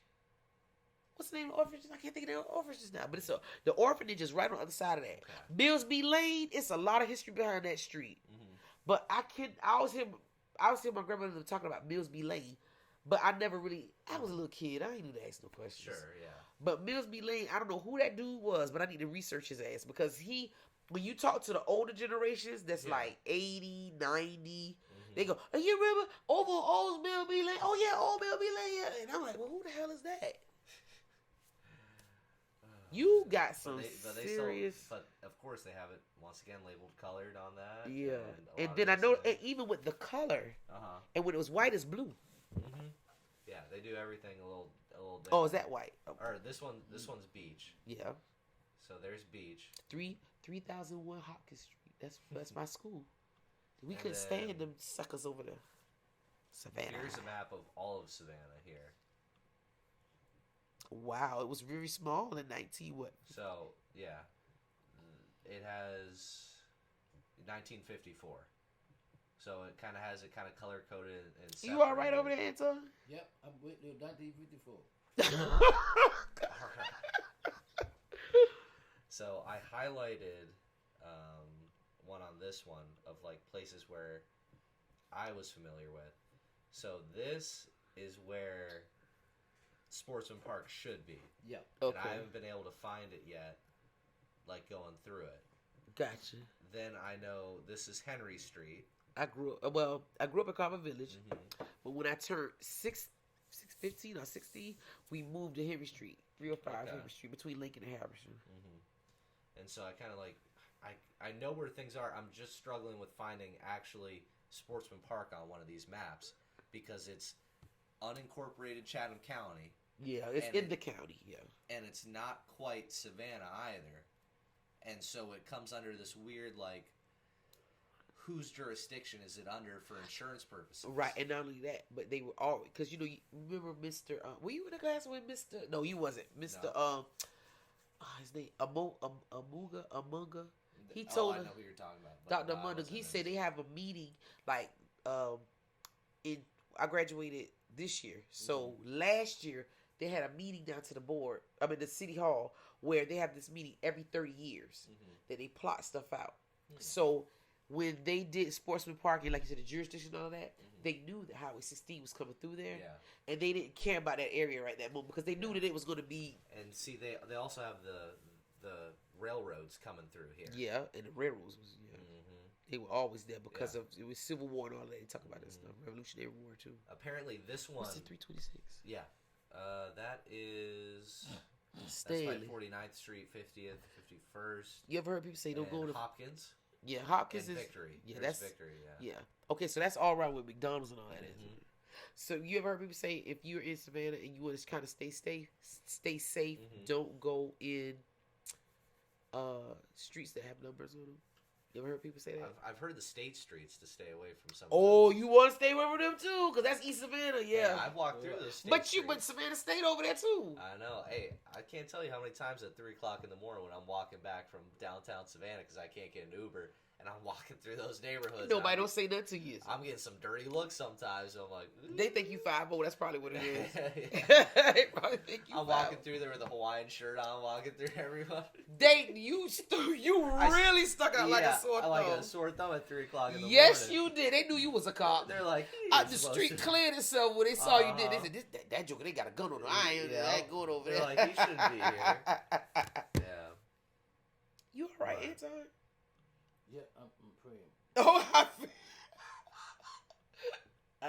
I'm not gonna put you in Bacardi no more. You just gonna strictly drink Bud Light. Let's see here. So I had one of my SCAD friends help me out with these photos that I have of Henry Aaron when he played for. You talking about Hank Aaron? Yeah. Oh, that's Hank him Aaron. right there. Yep. Yeah. So this is from the newspaper. This is the. And this was a enhanced Negro photo. league. No, he integrated the minor leagues in Jacksonville. It was called the Sally League. Okay. South Atlantic League. So Okay. they call it the Sally League. And so these two gentlemen here integrated it in Savannah with the Savannah Indians, and then with the Jacksonville Braves, it was Henry Aaron. It's something about this area from Charleston, South Carolina, down to Jacksonville, and then over from the length of what would be Macon. From like if you go to Macon and then you go up there where you would reach where South Carolina would be, and then go down to where Florida would be. This little region right here, is rich with history. Oh yeah, plenty of. And if people would, the family members would just hold on to some of this stuff. As a matter of fact, they were. It was a lady that was at Savannah State back in '91 when I was going to Savannah State. She said, "This is the most preserved area for African connection from the slave trade." Okay. Guess how they made the connection? Through food, because we did the white rice and you do the okra and tomatoes. Okay. Nobody else really did that anywhere else, but that was where, because the slaves that they chose to come to this area were the slaves that came from the area that knew how to grow rice. So that's why a lot of the rice growing areas. Oh wow. Oh, she found. See, you talking children. Duplicate, but you can look at them. So these are it's. Okay. Sportsman Park. Some of the teams that played there. Okay. And then this one right here, I think this one right here, I'm trying to see exactly where this one was at. Yeah. See, he's a die. He used to be a pitcher at Savannah State. Tristan. That's like a duplicate. That. So is this at Sportsman Park? That one there, that's the team that played there. Oh, okay. That's the team. Scorpio. Okay. It was called Scorpio. This one right here, yeah. This one here is at Sportsman Park. This is Okay. like the club is right there. So what year was that? You remember what year that was? I can't remember. Okay. Let me see. I look like 80s though. Ooh, y'all, they looking fly. Look at they got their hands on their hip. This one here got on boots. About Johnny Ward. Johnny And Ward. that there was this What team you got with there? ILA. ILA. Okay.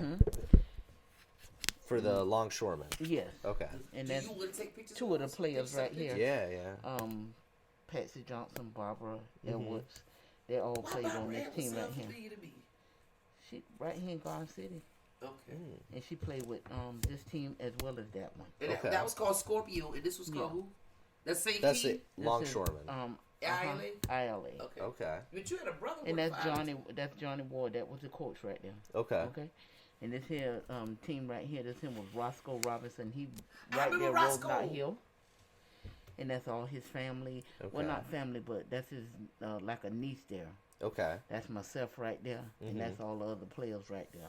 We all kind of like played for this team and that one as well. Okay. Oh, she was bad then. Anytime when he described to me, And this here Patricia, is you wasn't actually no at joke. Sportsman Park. That's at Sportsman That's Park. at Sportsman Park. This is a team right here called Forget Me Nots. It was The dressed Forget in- Me Nots. Yeah, in red and Oh, that's another group you played for?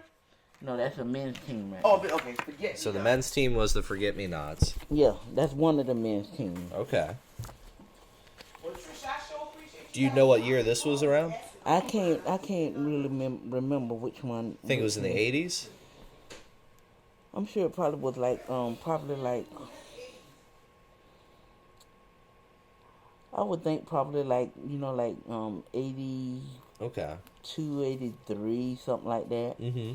But it was I can't say for sure, and I usually write on the back of a picture, but I didn't. And this here is the same team right here, ILA. Okay. That's a better picture. That's the whole team right there. Okay. Okay. Do you know where this was taken? This here was at Sportsman That Park. was at Sportsman Yes, Park as well. Yeah, and this right here is Johnny Ward. Johnny Ward. Okay. That's the coach. And John Cutter. John Cutter. Uh-huh. Okay. Are they still around? Johnny Ward passed. John Cutter, he is still. John Cutter's still around. Uh-huh. Okay. Yeah.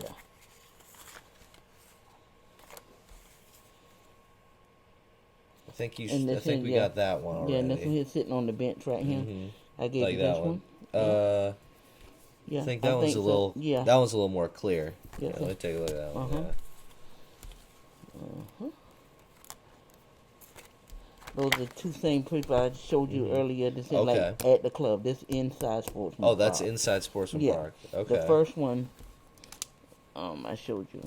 Mm-hmm. It's Yeah. standing on the outside. That's of outside of Sportsman. Sportsman Yeah, Park. That's the inside. Uh-huh. Okay.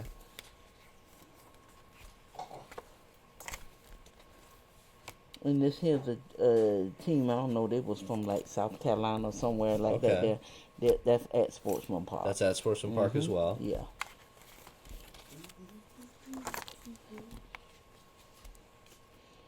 And this is. I don't want to think. I can't catch the background of this one. I want to say this one was. You know what a sleep, I don't Anton? think. I'm fine. Anton ridiculous. I'm fine. Anton the best. You drinking coffee then? And this You one. drinking coffee?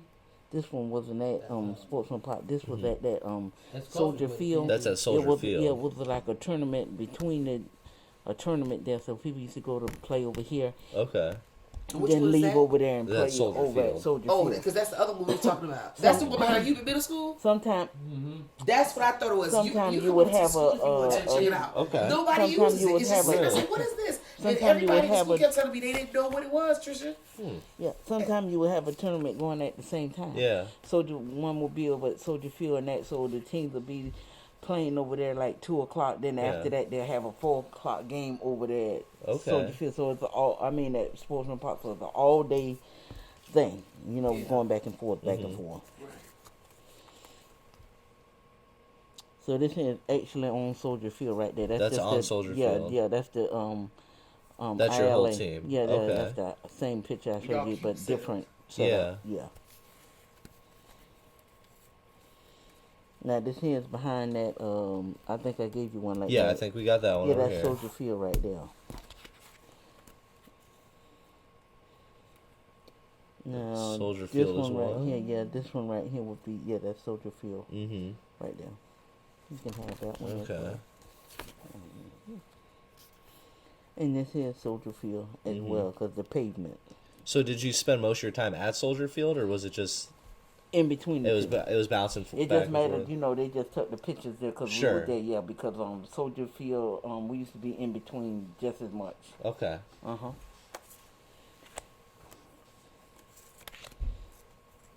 And this here is actually now this is at,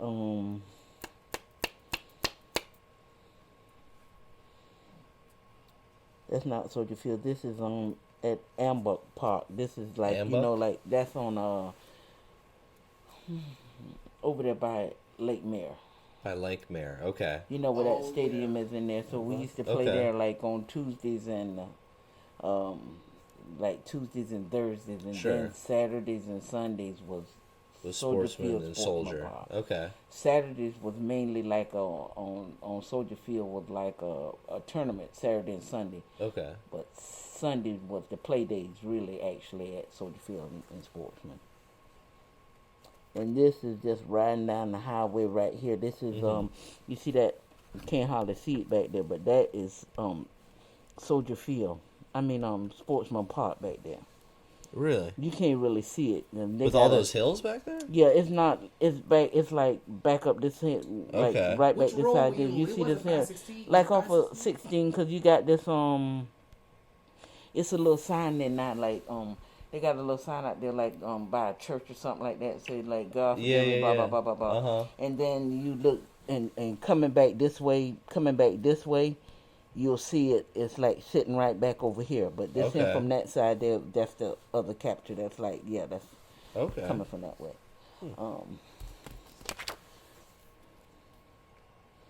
This is Soldier Field. Is that you at Soldier Field? Yeah, this Soldier Field here. That's Soldier Field. Coke on a bottle. And that there, that's Soldier Field right there. Your number was 00? This right here. Let me see. Now that's Soldier Field. Trisha, you was 00? You All of were you those- the picture? All of those pictures, that's Soldier Field. You were the Okay. picture? Hmm? You were the picture? Yeah, all of these Soldier Field. Now I knew you said you played softball, but I didn't know you was the pitcher. No, I ain't pitch. I used to play first. Oh, first base? Yeah. Oh, okay. You look so much And this taller right here, now. yeah, and this right here is at Soldier Field. Mhm. And Johnny Ward was a longshoreman. He used to be our coach. He had he was at work one day and then he got both his legs cut off. No way. Yeah, he was working and a cable popped loose, broke loose, cut off both his legs instantly. Jeez. But when he coached us, he was amputated the knees down. But he coached. He used to be, like a prosthesis. Sure. And he used to coach was like a daddy to many. So he was like out there the whole time. Him and Cutter, like both times, blah blah blah. So is he the one that's still around, or is it Cutter that's still Cutter around? is still around. Cutter is John still Cutter. Johnny Ward died maybe like 6 or 7 years ago. Do you have any of his contact information? I might have. Cause he'd probably be glad to talk to you. I don't know. If I Yeah. would. Anybody that love baseball, Yeah. they'll tell. Like Aunt Gwen, she say she listen to everything you say. That's what I'm saying. I don't want to boy. Say, no, it's all right. I'm all right. What else y'all got? You ain't heard her. She played softball at Jenkins, but she always was into the Braves. She was Yeah. Braves. But when we were Savannah Braves, and those guys got recruited to the Atlanta Braves. But I don't know about Savannah Banana. Those are the ones you say you can have? They were Yeah. Do you mind if I scan some of these? I'd take it back to the museum and scan them, and I can No, take it go back ahead. to you. No, Okay. yeah, Thank go you. ahead. And I think I gave you most of their duplicates. So. Mm-hmm. Yeah. Yeah, Something right in in. action. That's Trisha batting off. Yeah. Let me see. Look at that. Go on, Trisha. I see that poise. I like it. I wouldn't say. I probably at this time. What was this like the 70s or the early 80s? 80s. Mm-hmm. Yeah, I was too little. My grandma went to me. Yeah. But There's Gwen could have been out there, but we didn't know you did. there's We one of the didn't- teams at Sportsman. Who is this with the glasses on in the middle? 'Cause- That's apparently a team from South Carolina. Oh, okay. We don't know. Yeah. That. Okay. Did y'all beat them? They used to beat us sometime as well. The Carolina ones? Yeah, them girls play like men.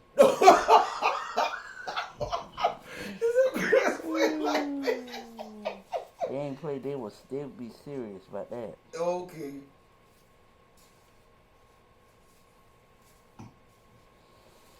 I don't see his number in here, but I'm sure he's probably on You Facebook. can probably find it in the direction. Like Google his name and see if it'll come up. That's how I did mine. Yeah, his name Put her is name John in the- Cutter. But let me look right here. Let me see. She might. He's trying to Picture of the preserve team. the yeah, that looks nice, don't it? He's trying to preserve the stuff about Sportsman Park and Soldier Field and stuff because nobody's talking about it and it's just totally becoming extinct. And then people just tear it down. Like nobody knows about Sportsman Park. They just tore it down. And the only ones that know are the ones who were there. And they at the time. they tore it down. Yep. Yeah, it's totally. I to the had ground. I was talking to somebody about that a couple of minutes. I said, man, we need to get together and put some money in and buy it. I'm trying to. There's nothing there now. It's supposed to put in a warehouse or something right Yeah, now. I heard. I'm trying to get a historical marker put up there currently. Mm-hmm. But the issue with that is that Savannah is in the state of Georgia. Savannah has the most historical markers out of any other city, Because Savannah is a plethora. I mean, we're the oldest city. and It makes sense. and that's why there's some issue with it because Savannah has so much, and they're like, even though there is a lot of history, it's like we gotta kind of touch other parts of Georgia, and But go to the Georgia Society right there off of Whitaker Street. And that's what I have to do. I have to And fill they might out all help these you 'cause forms, and they love to fight the city of Savannah about stuff like that. yeah. So I mean, that's what I'm trying to do, and hopefully I can get something like that up there. Hopefully. Yeah. Because I want to get a marker too for my grandmama right there at Gaston. Oh, that'd be great. Being the yeah. first black school crossing guard in Savannah. But like you said, if it's like that, but because it's a color thing, they might let it Yeah, go. that's what I've been told, that I'd probably have better luck because it is specifically like black instead of just like George Washington's grandfather's niece Live spent the right night here. there. You know, that they're like, all right, well, sure, it's nice talking to you, but they're trying to get a little bit more, you know, kind of like the African American experience now. Right. But this area right here, well, you know, when we were in history class, the first time I knew that the Field Order 15 was right here in Savannah Oh yeah. was when we was taking the class. I said, you know what? I feel so sheepish now because like I hear, you know, what's his name? Jamal Torre? No. The Do the Right Thing. Spike Lee. Spike Lee okay. calls his productions Acre and Immune Productions. Oh really? Yeah, he calls it Acre and Immune Productions, and I was like, all this stuff I knew about Acre and Immune. They always Acre and Immune and all this kind of talk. But I never knew it was called Field Order 15, and I did not know that it was signed right here in Savannah Oh, yeah. at around one of the squares by a church or a building. It was a building. Yeah, well, his Sherman's like Sherman. his camp is like here in Savannah, like where he stayed and everything. They That's saw Ebenezer. Mm-hmm. Yeah, I went there, and it's a night. You ever been? Oh, it's beautiful, I beautiful. love it. We went as a family. Remember we went to Ebenezer for the family gathering I did. Mm-hmm. That's where Sherman's camped out at. Yeah. We had a good time about that. Too. Yeah, I've because I for my oral history class we interviewed a bunch of like Gullah Geechee folk here in the area, and like we were Did you talk recording to their the stuff. dude that used to teach at Savannah State? That's right there. Jamal Torre. Yeah, Torre. Yeah. Well, I not interviewed Torre. him. Torre is a little young. He went to Jenkins. I'm talking about the older guy that Dr. Mukhtar was used to talk about. I said, oh, I remember taking him for psychology. I don't think I But got he him. does the Riceboro. He's in Riceboro now. He's trying to Okay. set up the what is that man's name? When I hear it, I say, yeah, that's him. But yeah, he's one you might want to talk to. Okay. Cause but you have to ask Dr. Mukhtar what was the guy's name that Yeah. that's at Riceboro. He has a whole Gullah Geechee thing set up in Riceboro, Georgia, off of Highway 17. Yeah, because who we were recording it for was like the Gullah Geechee Cultural Center or whatever, and so like they took our interviews and they're like preserving them there for whoever needs it and everything. So Yeah. that'll be pretty interesting. I mean, those were fun interviews we got to do. So But I anytime it's about history, you know I'm down. yeah, And I was trying to find more people, but I was glad when Bobby said, well, you know, Trisha used to play. They used to play sports before. I was like, why nobody never told me? And then she got pictures and all. yeah, that's awesome. Wow. You gonna get an A++. Yeah, I got a lot of work to do. Believe me, I got. Well, you do a dissertation. How you have to make? It's like a thesis, right? Yeah, it's basically a big thesis project, but because I'm public history, I also have to create an exhibit on it. So that's why I'm with the Civil Rights Museum here in Savannah, is I'm putting together a whole exhibit on it there, Right. and then also on top of that, I have to then write my thesis dissertation on it, and also on top of that, I'm also making a website for it all. So it's like a three-tier little thing. Yeah. Oh, that's gonna be great. It's gonna be good. I'm gonna make sure I log on there all the time. And I keep going down in a whole nother like rabbit hole every time. Because you find different branches of what you're doing, and it makes. Yeah. But when you got a lot of stuff, then you can I can concentrate and condense make it. Yeah, and that way you have enough information to go on what you need to make it flow like it needs. So, the more the better. Our mother hid him, Pat. We were in school together. He graduated 2 semesters before me, but when I first got there, he had like another semester or something. Yeah, I still had another year left. Yeah, and so we got in there, and our mother hid him, and a couple of other people too. So, man, don't talk to him, talk to Ben. Ask Ben, he know. Yeah. Ben, and you know the historical society thing. I was trying to do. Oh, the Phi Alpha Theta? Yeah, and I don't know what happened to that. Yeah. I had a 3.1 and finally got the 3.1 Yeah. because what they did was, I think it's unfair, but I went to school at Savannah State from 91 to 94. They incorporated that GPA with my new GPA, Oh, really? which made it like because think about it. in 91, I was 19. I was partying. I was like, sure. I wasn't thinking about none of this Hey, stuff. I know. I'm doing the same. But when I made it when I went back, Uh-huh. I was all serious Sure. and all no Yeah. nonsense. I was like, let me get this word. And so when I look at it online now, it says that my average was 3.6 Oh, okay. because I didn't like the geography, human geography. Yeah. I didn't like that class, No. and so I got a C in it. I really, Who was that with? It was online. I can't think Oh, of it the was person. online. And I didn't like because right at that time COVID kicked in. Yeah. I don't like any of the I online didn't classes. like anyways. that class at all. I mean, I barely skated through that class. Well, I hear there's like some drama going on right now because of Pedro Rivera. Apparently, he's messing with everybody right the now. one, the Hispanic guy, yeah. I know, yeah.